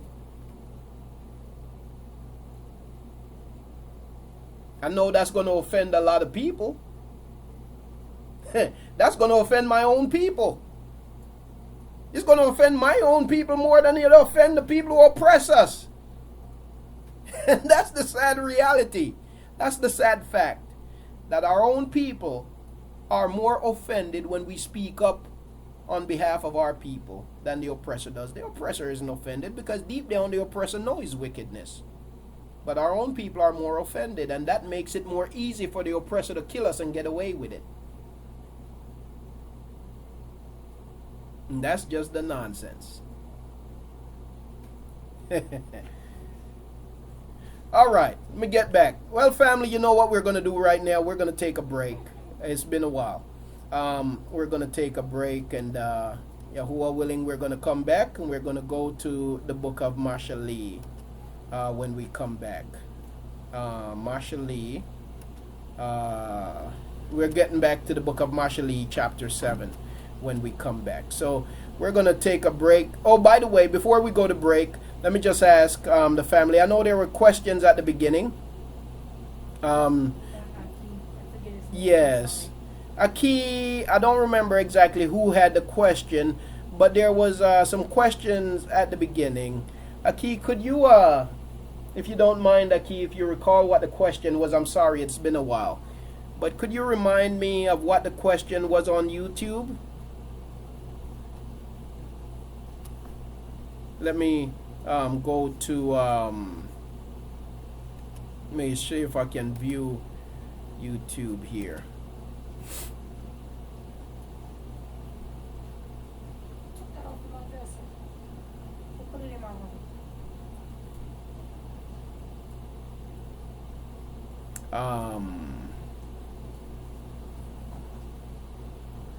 Okay. Key might have forgotten. I'm not sure if he's still with us. Okay. Well, if there are no other questions stemming from what we have covered, then we're gonna go. We're gonna take a break. Aki? Yes, go ahead, Aki. Shabbat shalom to everyone, to the Mishpachah and Barak Yahuah today. Another great lesson on wisdom. Believe it or not, a while ago, I would always pray for wisdom and ask Yahuah to teach us on wisdom. And you happen to bring this lesson far as the last, six weeks? Probably 6 weeks. Yes. And it's been very awesome because I believe it's a timely matter for Yasharal in this time to get wisdom, because a lot of us in the waking up, I believe that's one of the most important parts that we need is the wisdom of Yahuah. Yes. So we can know when to act upon what's going on in the situation. When to stand and assert, because I believe when you say Yasharal always fought, I believe it's not all violent as everybody thinks. It's just not violent. Yeah. It's meaning just standing and fighting even with words. Right, exactly. So some people may take it, oh, you mean they always fight? No, it doesn't mean always violently fighting. It was always a time for that. Yes. And according to the scriptures, they are not only they fought with words as well and stood, Yes. and they exposed the enemy and everything and stood for justice. So that's what Yasharal and was all about, as far as justice, and Yahuah was all about that, because he always struck in that way as well. So I just wanted to I had a question, but I'll probably bring that later. But I just wanted to make a comment on just the people, our people. I have found out and realized in this waking up that a lot of our people, we have been trained and conditioned so badly with the wicked that our minds is wicked, because we was born in it, and when we have our identity, and I believe that's part of the curse, and had our identity just taken away, that even in the midst of the waking up, I remember one time as you said one thing about the church when we came out of the church, but we still yet do the things like the church, which our mind is still kind of conditioned to think like that. And I know we all have a lot of growing to do, but yet we still yet have to correct when it needs to be corrected and expose when it needs to be exposed. Even our people that are waking up sometimes. And I remember, I know I heard you say earlier about sometimes the ones that are putting out and trying to teach, they're condemning the ones that are trying to come and trying to wake up, but yet they don't have everything together as well, and you look on them and you can find error in them as well. So and it put it in the mind of Shaul when he had to correct Kafa. So when Kafa seemed like when these people were waking up, Kafa looked like he turned away from him, and Shaul confronted him. So I see a lot of that, especially on Facebook. I mean, that's just sometimes I have to move away from that for a couple of days because it's so saddening to me, and it kind of hurts when you see people avoid waking up, and when you're trying to correct them, they don't want to take the correction. They want to continue being in their pride and thinking they really got it when they don't. And I try to I always come in with a question when I see things and it seems like it's not correct, and especially if I read it and it seems like it's from scripture and Yahuah gave us information on it. I try to question it so we can reason it and go in ourselves. But when we do that, the brothers want to they want to come at you and feel that you're attacking them. And it's just a lot that that, like, say for instance the strange wives thing. I got a little bit more clarification when you clarified it earlier about the strange wives being, it's actually adultery, and it's just a representation of Yahuah and what Yahuah and his people. That's what marriage is about. And one of the brothers, I'm gonna cut it short and go right to the point because I know we gotta go to break. One of the brothers I was talking to just this last couple of days was about strange wives, because I seen what he put up there, and he talks about interracial marriage. That he said that, hey, y'all better quit interracial. And I said, what do you mean by interracial? That's really, to me, that's really like a word that they made up. That's really to me, it don't exist. But because it says racial. But I told him, I said, well, what do you mean by that? And then, he put up the, scripture, a couple scriptures, and I was like, okay, those scriptures, do you understand what those scriptures are saying? Do you read contextually about what it's actually saying? Because, and then he comes back and says, it says what it says. I said, so do you mean by literally? Because you got to understand, if you read contextually, sometimes Yahuah speaks allegorically, metaphorically, and literally. So when you're reading it, you can't take all of it as a literal state. You got to kind of look at it. Yahuah sometimes talks in a different way as far as metaphorically, symbolically of certain things. But I think a lot of our people do that. They go, and I said, you got to remember these translators messes us up too. When you read it out of there and you think it's saying that when it really ain't saying it, especially if you don't read it contextually. That's what I was trying to express to the brother. And he said, you keep saying contextually, that, he was trying to, he got offended. Oh, you keep saying contextually, but it says what it says. And I was like, well, and then he tries to put the meaning of contextually up. And I said, okay, that's what the meaning says, but do you read it that way? Do you read the scriptures according to what you're telling me? Because it seems like what you're putting up is not correct according to the scripture. Because what you're putting up, I told him, I said, what you're putting up, I read it. I'm reading it contextually because I looked at it. I didn't just come at you. I looked at what you put up there, and I read it. And then when I read it, it seems like it came out as, and I know at this time of in this time we are in confusion, and sometimes we look at it in our own eyes, look at everything in our own eyes. Yes. But I just, the contextual seems to me, it seems to guide me a little bit more closer to the understanding that Yahuwah want to give me. Mm-hmm. Because if I'm close enough to that, Yahuwah will open it up even more to clarify it. He always does. When it seems like when we come to the room and I read something, I ask Yahuwah,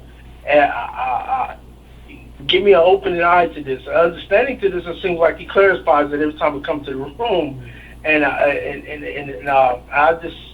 I'm not perfect, but I just give Yahuwah praise for the clarification and the wisdom that he's given us at this time. Because I believe it's very important to us for us to get it so we won't go out there and promote hate. Far as the Black Lives Matter, I like the slogan which you said, Black Lives Should Matter, because I believe, I never thought it was a organization, because I always said it's a fact and it's truth. Mm-hmm. But when it's a fact and it's truth, that means Black Lives Matter, meaning it does matter. It's a fact. It's telling you. But I think the enemy is trying to twist it now. When people come out with it and everybody want to say Black Lives Matter, then they want to promote it as a hate crime, and then it makes us look like that we are promoting black supremacy. That type of stuff. See, that's what they want, and when our people are feeding into it because of lack of understanding, that's why it seems like they don't know what is really going on, and they're not looking behind it. So I just, but I just give Yahuwah praise, and I pray that Yahuwah continue opening our eyes and waking up his people. Praise Yahuwah. But I'm going to release the mic so we can go to break. Praise Shalom. Praise Father, and Tuda Aki, Tuda for sharing. Everything you said there is very important and is relatable, I believe, to us all. And so we truly give Yahuwah praise, honor, and esteem. Tuda also for coming and for sharing Aki. And Yahuwah does have a way of confirming his word as he speaks to us, because sometimes when Yahuwah speaks to us, we might still be wondering, okay, is this, is this me? Is it me out of my desires coming to this conclusion? And so Yahuwah will affirm his word. So we ask him to do that, and he does. And so praise Yahuwah. Well, we're going to go ahead and we're going to take a break here, family. I'm going to stop the YouTube live stream and also the Facebook live stream after this. And the music will play here on Fuse, and we'll come back in a half an hour. It's 4:52 Eastern time. So we'll come back around 5:25 or so, and then I won't keep you long after that. When we come back, we're going to go back to the book of Mashali, Proverbs chapter 7. We're dealing with the eyes and the heart, and so the eye and the heart, that's what we're looking at here today as we study from Mashali chapter 7, talking about whoring, adultery, fornication, whatever falls under that, and the need to guard our hearts and minds, you see. And so we're gonna, when we come back from break, Yahuwah willing, that's where we're going back to Mashali, Proverbs chapter 7. Once again, I want to say praise Yahuwah and Tuda for all of you joining us here today, and look forward to you rejoining us after the break.